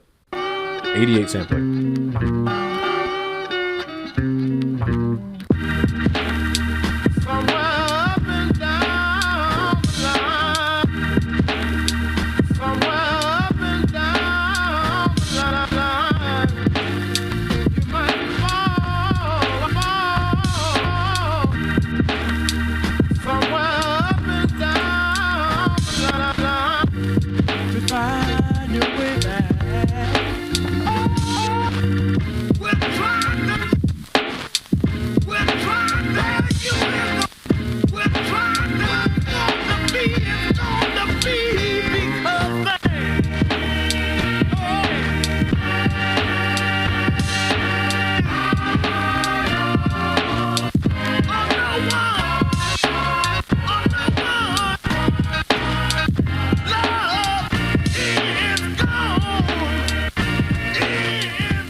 I just love the chops he did, and like something about those drums with the sample just sounded, I love that snare. I like that. Yeah, the snare was nice. Yeah, no one asked my opinion, but that was the one that I picked too. Your opinion is the one we always want. Nah, and then I have to address something. I just gotta say, y'all are gonna see me like not really nod. It's because I'm like being critical. I don't know how to explain it. Whenever I listen to someone play me music for the first time, a lot of times I don't nod to it. It's like something that I gotta hear a few different times. So I listen to music like a serial killer. I just want to throw that out there. Just want to make I just kind of stare. Exactly. I just kind of stare at it. So I just want to let everyone know that. Well, it's funny because like I was just talking to Tigri about it. Like when I would do beat battles, the same thing. Like I'm not really an animated person, you know, but I'm listening. So when I was doing beat battles and like, you know, like live showcases and stuff, it's like I was just like I didn't know what to do with myself. You just stand there, play the beat, you know. Doing the Talladega Nights thing, just standing there with your hands like this. But you got these dudes who are like getting, you know, going all. It's like I'm just not that dude, you know. Same. So I feel you. I'm about that about just about everything. I'm like emotionless. Like the weirdest stuff gets my interest and gets my goat. Like he said emotionless. It's like he is a serial killer. I'm just dead to the world whenever the music plays. I don't. Fuji says analyzing head bobbing takes up processing power. It's true. It takes you have to fucking immediately decide. Yeah, that's where I'm at with it. Like I'd listen to it because like with that one, for example, like I can hear like all of the chops, like the way that the drums swing and all of that. See, that's what you're listening. That's what you're listening for. Your critical ear is looking for. Yes, critical ear. Thank you. I couldn't think of the word. I'm sure you guys are the same way. I can't listen to any music without trying to break it down somehow. You know, I can't. Actually, it's hard for me just to put on something and just exactly. I do that. It's so I'm conscious of that. Being conscious of that, when I hear something, it's like I try not to say something is whack. I try to say it's not for me. Right. That person didn't make it for me. That's not of my interest. It's not my place. I'm trying to be like mature about the shit and not just shit on somebody's creativity, you know. So when I'm using that lens, I'm like sitting there, I hear it, and I'm like, okay, this is just to listen to, you know, like half of trap music. Like I'm far from hanging out in the streets. I get, I don't even get on the train no more. I'm like, very much a suburban dad. Like I'm cool with this shit, right? I'm happy where I'm at. But like, you roll the windows up and you got that bass thumping, and it's like, yeah, I got keys in the trunk and an AK on my lap, You get into the character and stuff. Draco dad. Yeah. Right, exactly. Man. I shout out to Prot. Me and him had a discussion and we were talking about that. I won't get into the details of it because I know I would get canceled for that. It would limit a lot of any opportunity that I would have coming in the future. But the discussion evolved around producers that don't really produce or claim other people's production. And I was telling him that like I don't really have a lot of respect for certain bigger producers that do that because like you're kind of shitting on the little guy and taking any claim that they would have. And he was telling me, he was like, you got to think about it like this though. You listen to music different because of that. You're being critical of it, and most normal people don't really care about the process of the making the music. They care about the end product. So whoever's a part of the song or whatever is irrelevant because they just want to hear the end and whether the beat is nice to them and whether they like it or, it's catchy, whatever it is. Mm-hmm. But we had a discussion about that and he kind of explained that to me. And I had to think about that. He was like, yeah, man, not a lot of people just listen to instrumental music. And I was like, yeah, I'm weird. I listen to just beat tapes. You know what I'm saying? Like, maybe that's just me, but I really do. Like, I will just ride around and listen to like After One, or I will listen to, I think most of us are there. Like, that's where I'm at. Yeah. Okay. Instrumentals only. Yeah. But I think it's either podcast or, I'm on the dry spectrum all the way. It's like just instrumentals or, somebody talking NPR in my ear. But I think it goes to what he was saying though. Like we're a specific demographic. You know what I mean? Like we're not the general public. Like most casual, I call them casuals. Like most casual listeners, they're not worried about all that. They're not worried about the process. Like when I find out that it's kind of like it goes into like the ghostwriting thing, and I'll get off of this so y'all can continue on with your show. But like the ghostwriting thing, if you found out that somebody like Black Thought and Elzhi are two of my favorite rappers ever.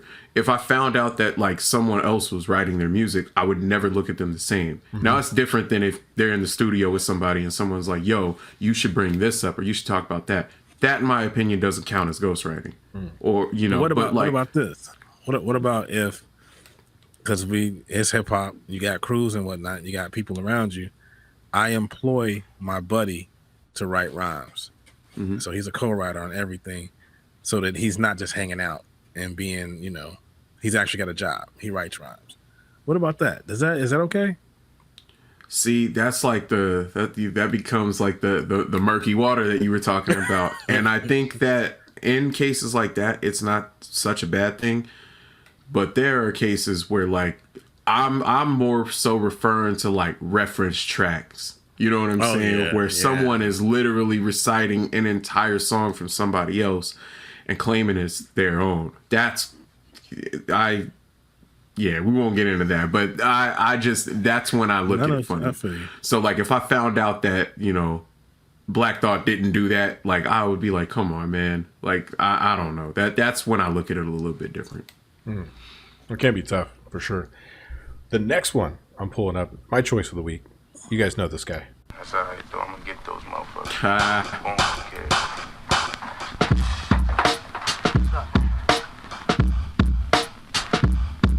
What happened, man? Same old, man. Caught you. Where the fuck was you at? The bottle, man, I'm telling you, I was out. I'm gonna get those motherfuckers. Word of mother, I'm gonna get those. My whole show, man, you should. You know what I'm saying? By the time you start fucking them niggas up, they gonna get them. Everyone's grabbing really good snares so far.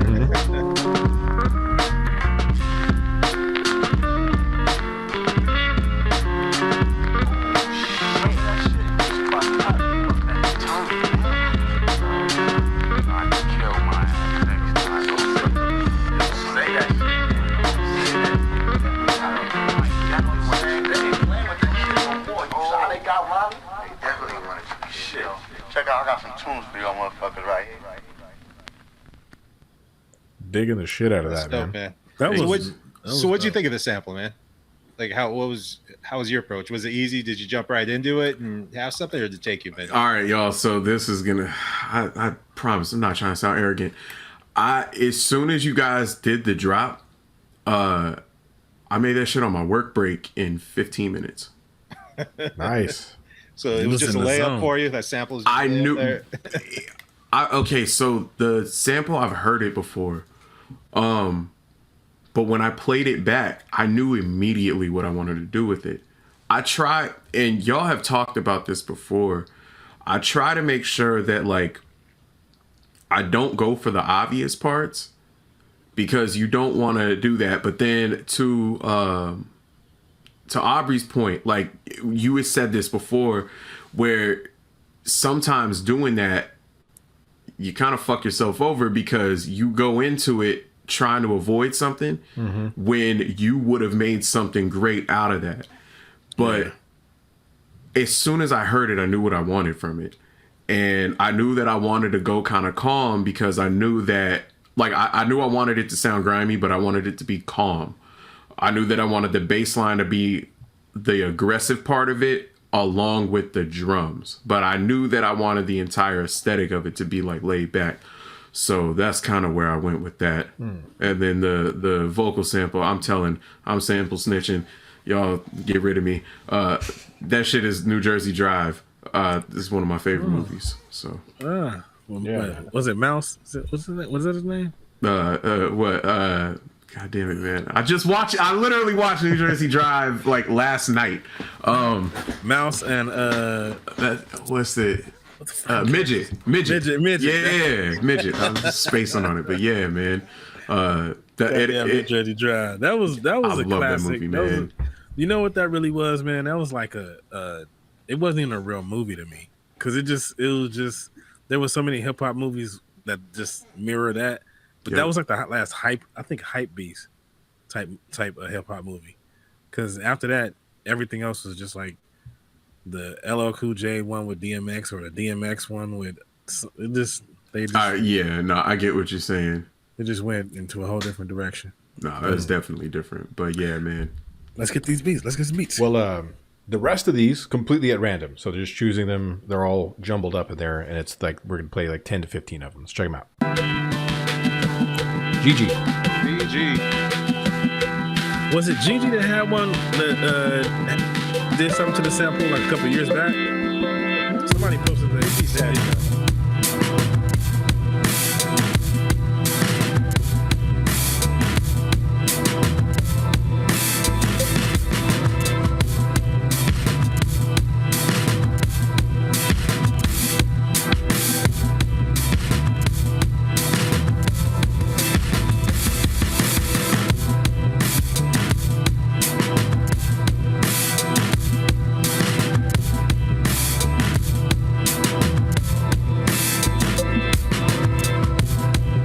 This is the shit, dude.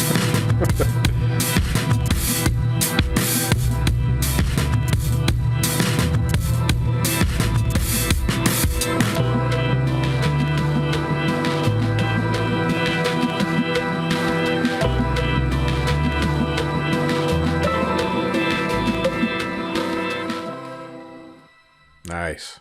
that was. I'm saying it. Everyone's drums this week so far. I've just been killing it. Fucking killing it and slaying that Hey, shit. hey, the pocket on that was super nice.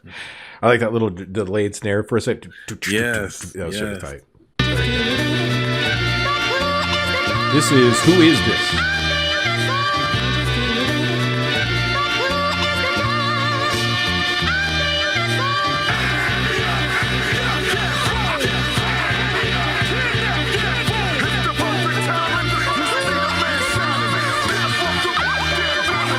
Yo, who?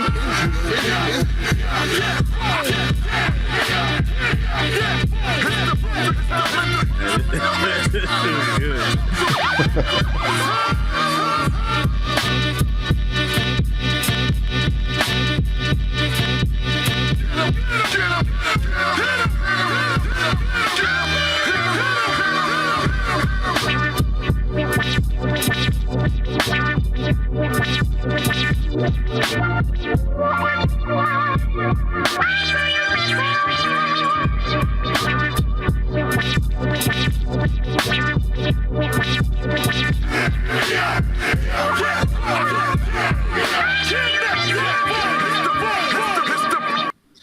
Yeah, That shit was ridiculous. That was a vibe. Yo, and the MOP just fit perfect. Oh my god! MOP is a cheat code, man. Yeah. Like I've come to that conclusion. It really is. You know what? I've It used is, it. but it's like it's such a scary cheat code because it's like if you don't use it right, you. Oh yeah, just no waste doubt. it. Yeah, It just that's true. Obviously, you can't use it on some mellow shit, you know. yeah, Right. yeah. That shit really. Yo, yeah. And Who Is This? Obviously, famously the supervillain from first season. We still don't know who he is. That's his whole shtick. There's rumors that he's from Tucson. People have been everywhere, all over the place, assuming it's this producer, that producer, but he's still anonymous. And he was in last week and then hopped in this week. So we always love hearing his stuff. But All right, y'all. Well, my secret's out. It's me. it's you. just I alter knew ego. it. I fucking knew it. I don't have enough time for that. That's good stuff, man. This is Big B, I believe.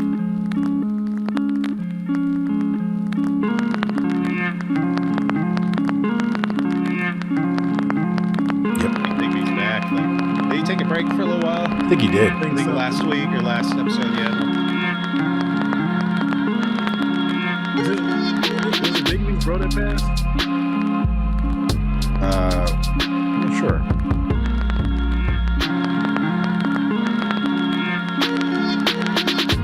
Dude, I be loving this shit. Man. Shit was dope.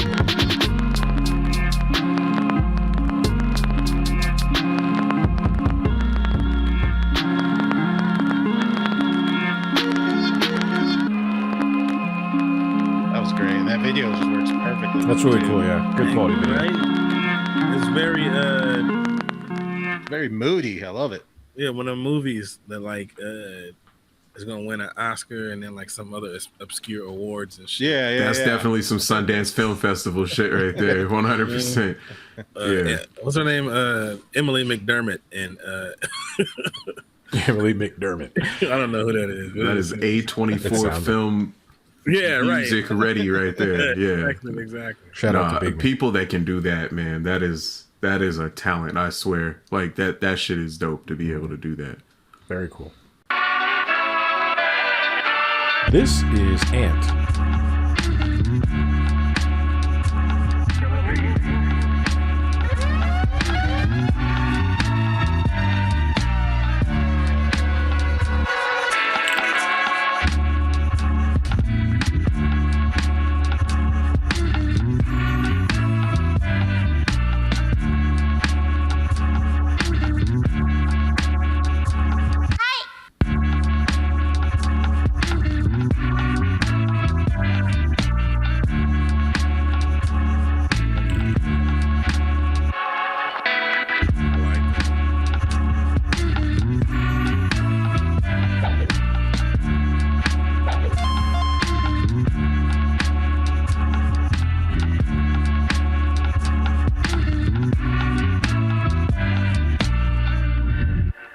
Hell yeah, man.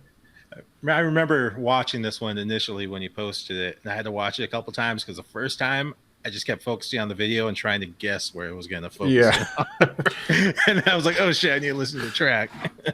Who would have known that at the end of that it was just going to find Cordex sitting on a hill with a backpack on? with a light jacket on. Yeah. Good stuff, dope. man. Yeah. He's always consistent, man. Really good stuff.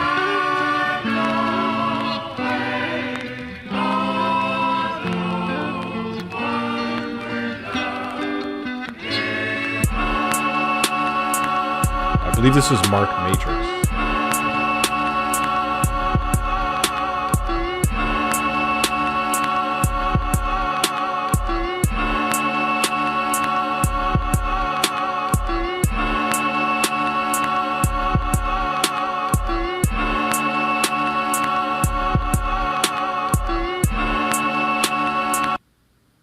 That chop with those 808 drums. So Yeah, that would be perfect for some vocals, man. That shit is all set up to put a little double time it's over top of that. Real open. Yeah. Yeah, you could go nuts on that. spit a little something there. Okay. This is Zilla Beats. Zilla.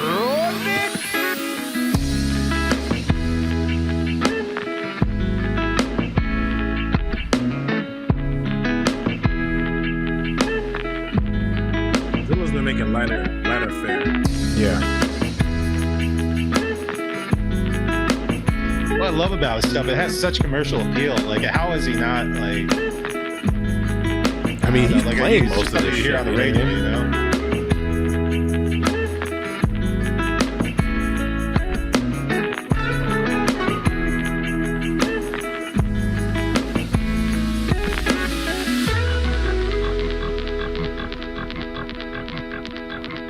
Yeah, I got more records in the KGB. So, no funny business. You already are.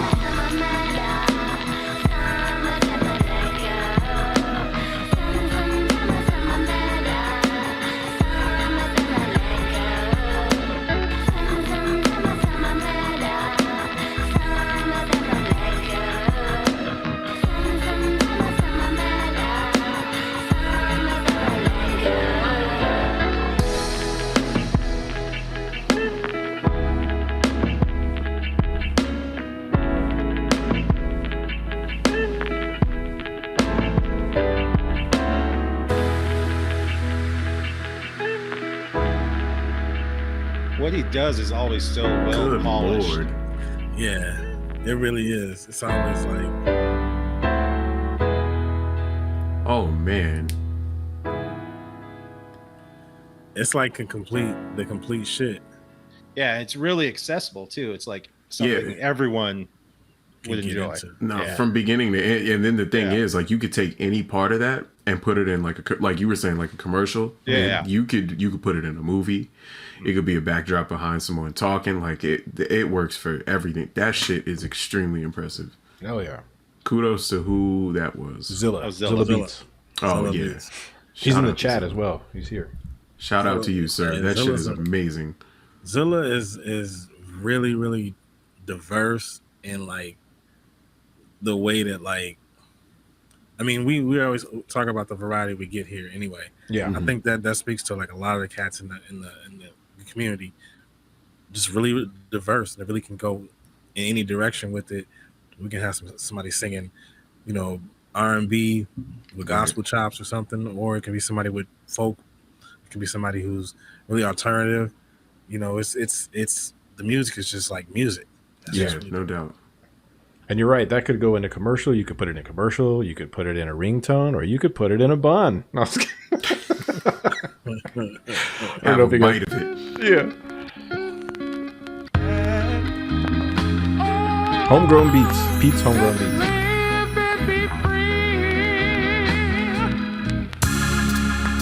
Someone signed me, he says. Somewhere up and down the line. Somewhere up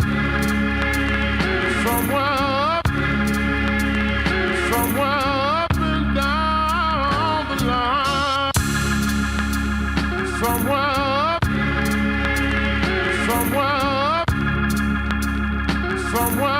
and down. Why this payoff is gonna be real good. Somewhere up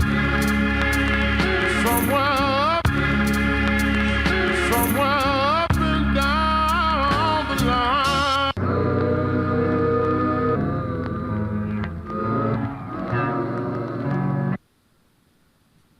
Nice. That was interesting. It was slow and it had like a like a dragged out piece to it. I kind A of dug that. medicinal feel to it. A medicinal feel, yeah. You were very high. I dig that. Made it sound like vaporwave. Right. Smooth as butter.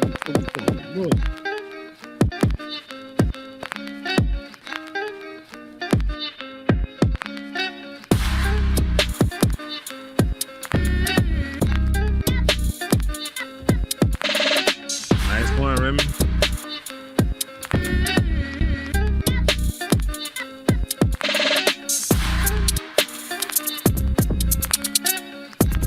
I like where Remy's going with his drums nowadays.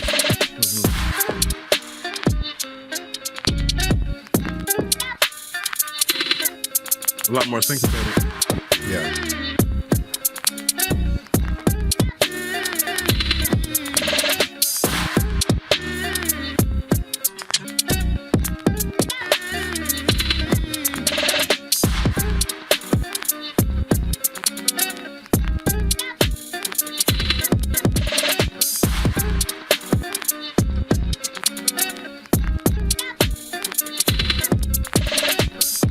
Nice.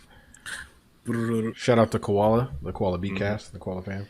Pete's Homegrown Beats put some mushrooms in there. He's going to be known as like Mushroom Beats. Pete's Homegrown Mushroom Beats. Oh yeah, man.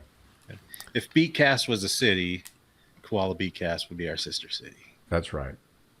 And like I got a question. This might be very Estonia or stupid. some shit. Do y'all run that, or is that someone else? Like how does that work? No, that's Remy who posts that. He runs that Koala community. It's one of those and things where Koala like Beatcast. last season, the Beatcast was just the podcast portion of Sunday School Beats, where we were using only religious records that DJ Organic was pulling. Okay. And it kind of kicked off of that. But Remy was one of the cats that from Koala. He's the one of the community managers, or the community manager of Koala. Yeah, he's the guy. He's like the guy, yeah. And he had saw our thing and was kind of inspired by it. Basically, it was like, I was inspired by you guys, so I wanted to do a beat cast for Koala. So he did it based off of that. That's and dope. he had us on there to do. That was kind of cool because he had me and Organic on to judge a beat battle that they were doing, and that's how we met Tatsumaki, because we picked Tatsumaki dope. as the winner, and then so it's been like kind of a back and forth, and we love those guys. They love us. It kind of continues. No doubt. I really like Koala a lot. The only issue that I have is like at work, like I make beats while I'm at work. It's probably very irresponsible. But there, like, since I use like Bluetooth headphones or whatever, there's a delay, and so when I'm trying to make them, like, yo, I swear it's like a quarter of a second behind, so it's really hard to time things. There's some kind of a thing you can use that he talks about. It's called a chord. A chord? No, 100%. It's called a chord. But nah, he's right. It's just like like where I'm at and like what I'm doing. If they're in my ears, especially like I work on machines, so like if something goes down, I gotta immediately fix it and then get it going. So, you know, like having, you know, a long ass wire sticking out of my ears with these on or whatever is not really gonna work out for me. But I still will make things like I've got one ready to go that I haven't like saved and put out. But, you know, like I really do like definitely jump on the Koala Beatcast and tell them we sent you. But that shit's fucking hilarious. It's called a chord. It's something. It's some kind of a device though that he mentioned. Remy mentions it. I think he even talks about it in the workshop. Well, yeah, when we did the workshop with him, he was saying it wasn't the headphones; it was a controller. There's one controller, specific controller that doesn't have the Bluetooth. It doesn't have that Bluetooth latency. I see. Well, either way, hit up our YouTube. You can find our workshops there. There's more coming during the break that we have. More chords, everyone. More chords. Brought to you by Chords. Hey, that's what I had to break out mine. I was like, this weird analog device. Yeah, I was so salty. I went and bought Bluetooth headphones. I had my iPad. Doesn't. Yeah. It's a tough lesson to learn. Fucking Birdman hand rub, ready to make something. You got smacked with latency. Enjoy this latency. I was I went to all the norms, and I'm like, that. Oh, that. Here's your guy. Do you guys remember back in the day though, with even with MIDI, with some of the DAWs and some of the software, like you would still get that latency with MIDI because your computer just wasn't fast. Oh yeah, to keep up. Yeah. I think the only, and I meant to mention this earlier, one piece of equipment that I ended up getting, my boy ended up getting it. It was a SP606. And man, like I love the way that thing sounded, but I fucking hated making music with it because it was just like, if I remember correctly, I know someone will probably kill me in the comments with this, but in order to chop, you had to use auto chop. And if you wanted to do manual, you had to hook it up to a computer. But for whatever reason, it would not recognize my computer, whether I was using MIDI or USB. It just wouldn't see it. They wouldn't communicate. But that, I know eventually we were able to use it, and it was through MIDI, and I know exactly what you're talking about. Yeah. It was like, there was just something going on there. But I use something called ASIO for all or something like that. Yeah, ASIO. Yeah, man, that's the main one for like FL together. Yeah, yo, ASIO that shit works. Is amazing. Here's your dude.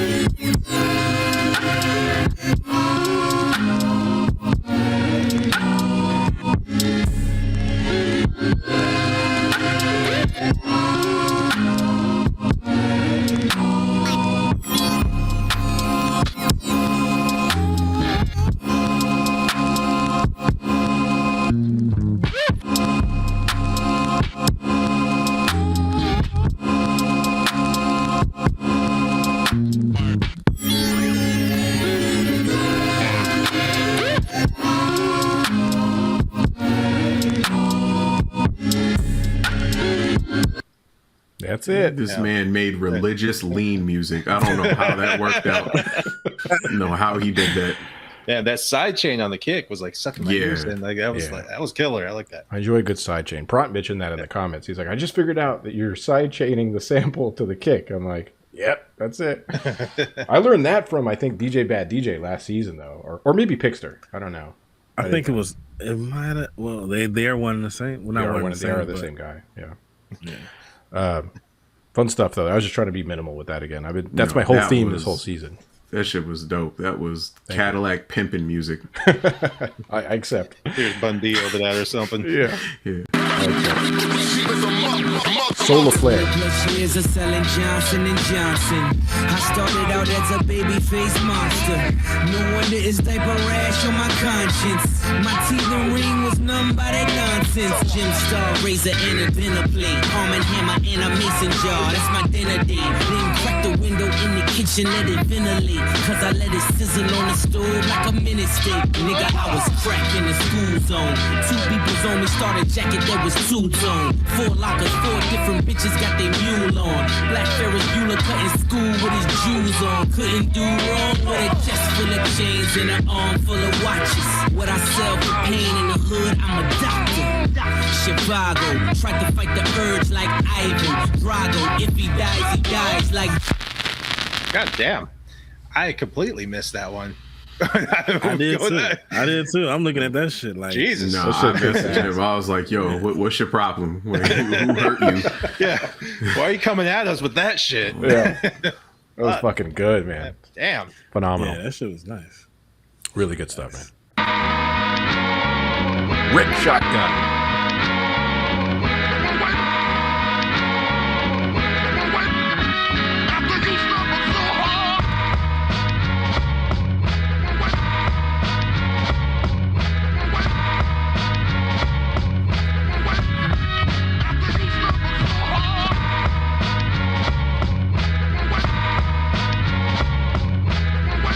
She'll be all right.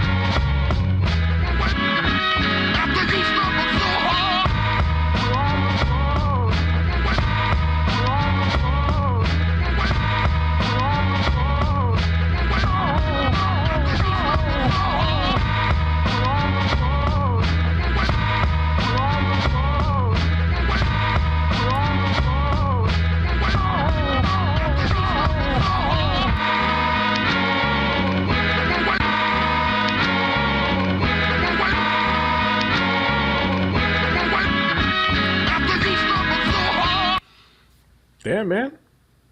That bass line, man. Yeah. Whoever that guy was, he did a pretty good job there. Yeah, he was all right. I dug the chops in the beat and in the video. Those were good chops. Yeah, very good chops. Let's see here. This is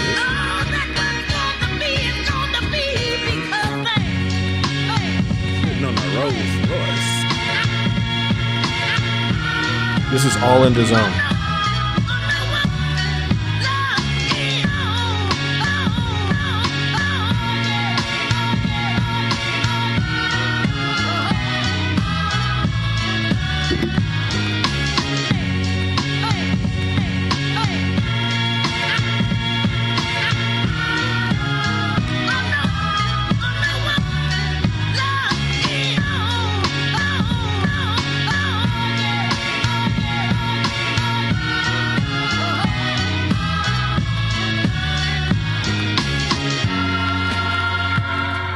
Damn, dude. That was pretty dope. Yeah.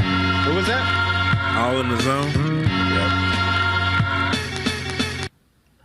I like that. Yeah.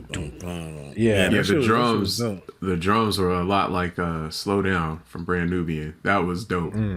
That was dope. Tigri says, "Greetings from France, y'all." So, hey, how you doing, man? Out there in France, having a good time. See, Beatcast International. It's everywhere. Can't get away from it. BCI. All in the Zone is the shit, man. He's like been killing it. Always good to hear his music every time he puts something in. Good stuff. More bread, less art.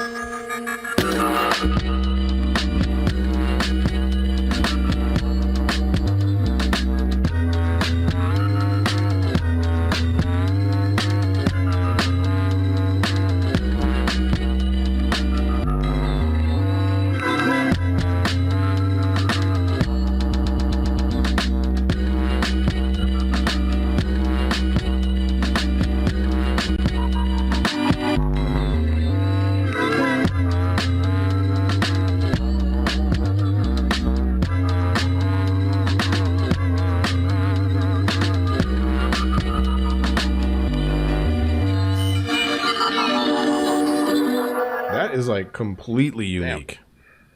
That was like that was psychotic circus music in a good way, though. I got a terrible joke. That's like something you crispin while your family too. Anyway, Jesus Christ. He puts that in his quotes from now on. My music. Something you crisp your family to. Good stuff, man. Digging it. Said it's that Jeffrey Dahmer music. Yeah. Heavy mids. Shout out to Heavy Mids, man. Heavy mids. Heavy mids. Somewhere up and down the line. See, this is a full-on production. Somewhere you might fall off the right track. Somewhere. There's nothing else you can do. Somewhere. That's where you need love and understanding. Somewhere. To find your way back.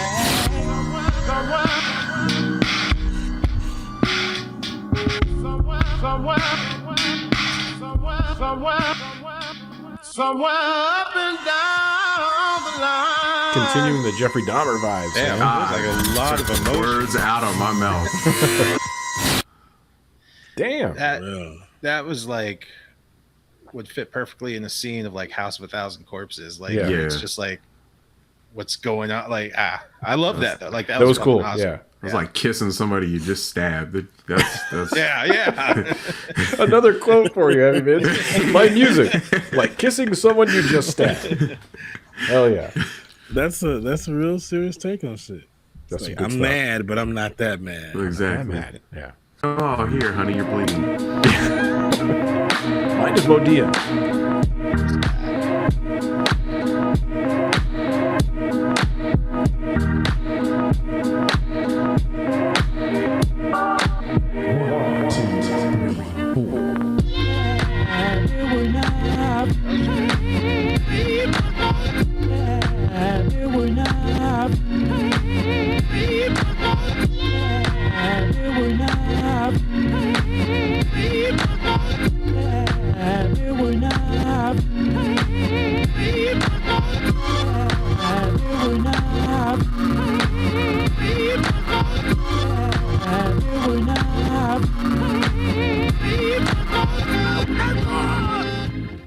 That's a great groove to it, man.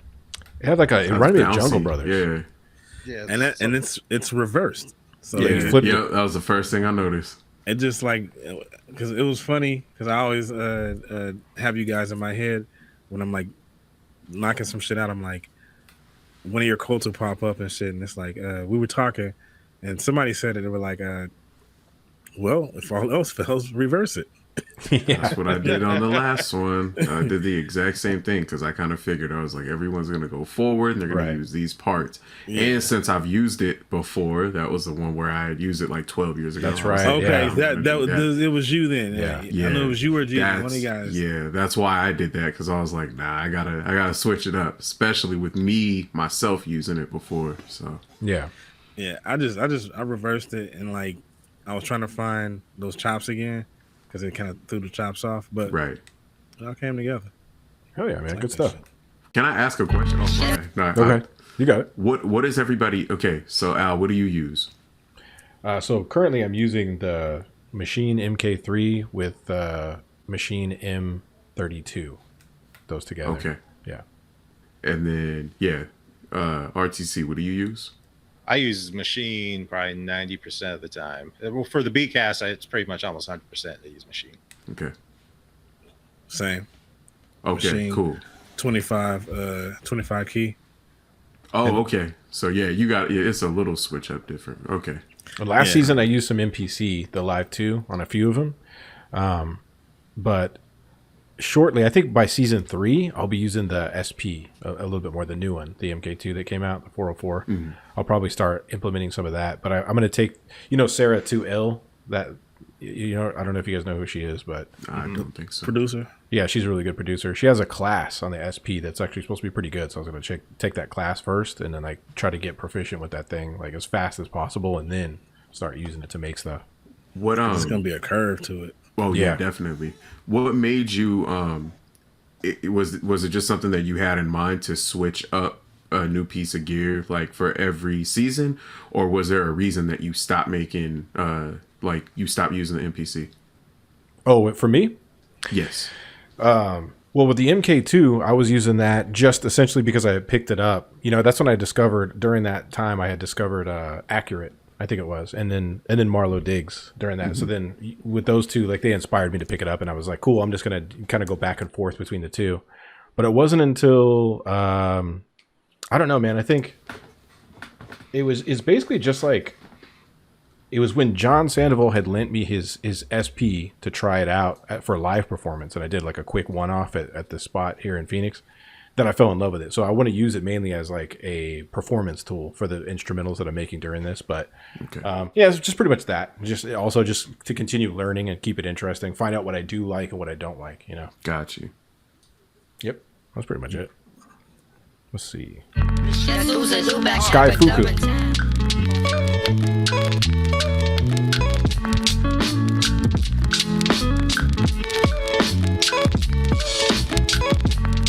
Damn, that bass line, dude.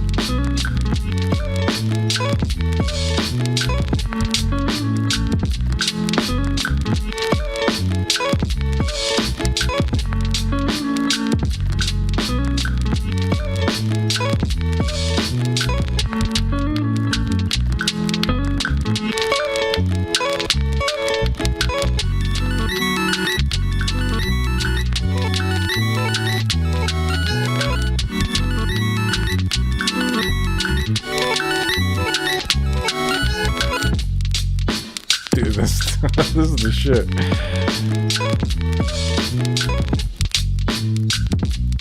like that bass line.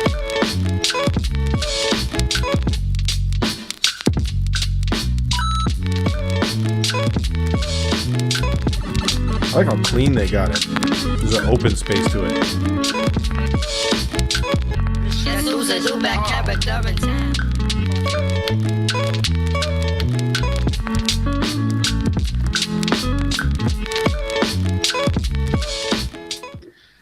I know this is really weird to point out, but I love that wood block on the upbeat there. Yeah. Nah, man, when I saw that one, it's an ear candy. I watched that one like 3 times in a row. I was just like, you know, I hate these people sometimes, man. Yeah. I do have to say I'm digging these new headphones I got, because I feel like with these I'm like hearing a lot more that's going on in a lot of the mixes on Who makes those? These are Sony's Not a sponsor. MDRs.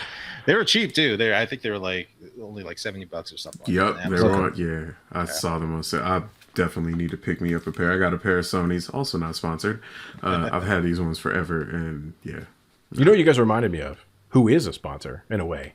More Sony? an affiliate. No, Zounds. We actually have an affiliate link through Zounds. So if you're going to order shit on Zounds, like if you're going to buy equipment through, you know, some people call it Z Zounds or whatever, but Zounds, go through our link on the Beatcast if you just want to support the Beatcast while you're doing it. If you click the little ZZ on there on our website at beatcast.com, anything you purchase once you go through that portal, kick something over to us. And a lot of you are doing that, by the way, which is pretty fucking appreciated. So they give us a little piece of that, which helps pay for like this whole thing. So that's right, yo. Use it for your dark web purchases. That's right. Use it for all your dark web web you need purchases. that kidney, that's what you do. Just go ahead and add it. Get your kidney, but give us 10%. dark web. Jelts. Yeah, This is our last beat. That's Jelts' artwork too.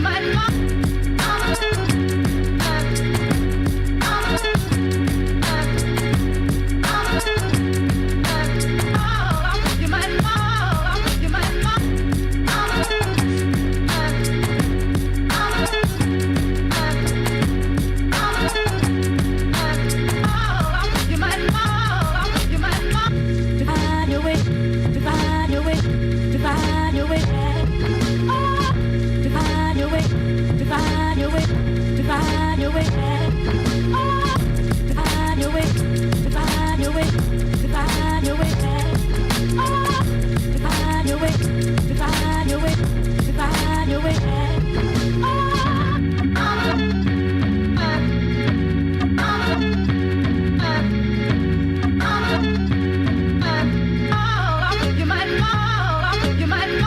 Nice, Jokes. Fun fact: Jolts did not make that on his phone. Right. He called me out because I guess I was saying he makes all of his stuff in his phone because he used to, but he was like, fun fact, and he tagged me in it and says, nothing he made this season has been on his phone. My apologies. It was on your friend's phone. No, I'm just kidding. Does he use Logic, right? I think so, yeah. Or something. Yeah, or maybe. I always thought he used an MPC. No, Yeah, I saw. Well, I forget how I found out, but yeah. I mean, yeah, whatever he's using. I know telling on him. Yeah, we're basically snitching on him. Ooh, I'm telling. Yeah, good stuff though, man. Good job, everybody, and appreciate everyone joining it, man. Mr. Watson, thank you for hanging out with us. Thank y'all for having me, man. I'll be completely honest. There was a little bit. I thought that I had made y'all mad. I'll explain. Okay. So I did not understand that it randomly picks the beats or whatever. Oh. So I was submitting and nothing was getting played. Oh, shit. And so I was like, did I do something wrong? Like, did someone see a story of mine and it pissed them off? But I realized, like, it took me a little bit afterward. And then I was think like, you no, said something, didn't you, in the chat or something like that at one point? Maybe, man. I speak my mind so much, I'd be forgetting what I say. Yeah, I think I saw something at one point. You're like, you guys can play mine again or something like that. I didn't want it to be like anyone being forced to play it. I want to make that clear. That's why I waited so long to say. So I just thought that I did something wrong. I was like, who did I piss off? Like, what did I do? No, we're impossible. We didn't take it that way. I didn't. I had mine. I didn't have a song in a couple shows. Yeah, a few of them. Some miss mine as well. It just happens with the random. Yeah, now we used to play them all that every time. Like last season, they would get up to 50 or 60 beats, and we'd play every single one. And after a while, we were like, we can't do this. It'll go on for like 4 hours. It's not sustainable, right? Yeah, we were having 3-hour shows, and it was like, too much. Yeah. So we decided to scale it back and then try to put it behind like some sort of level of support, which is good. That's smart. That's very smart. And that's where like the community part of it comes in, and that's where the tapes come in. Yeah. So that you guys are all a part. We are all a part of each process of this, each step. Yeah. Each compilation, each rundown. You go to YouTube, you're gonna find everybody there, showcased and whatnot.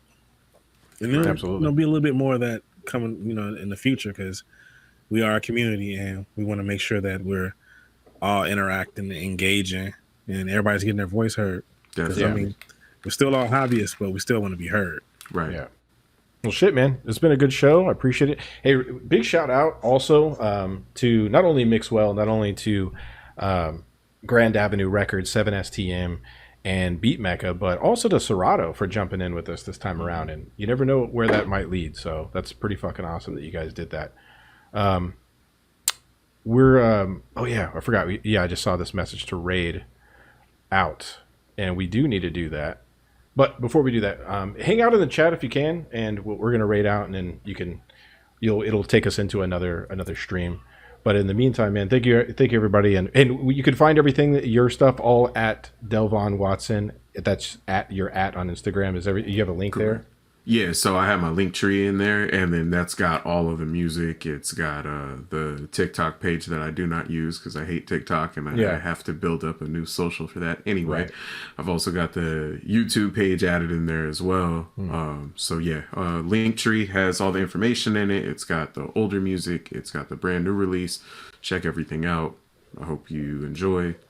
Absolutely. All right, y'all. We'll catch you on the next one.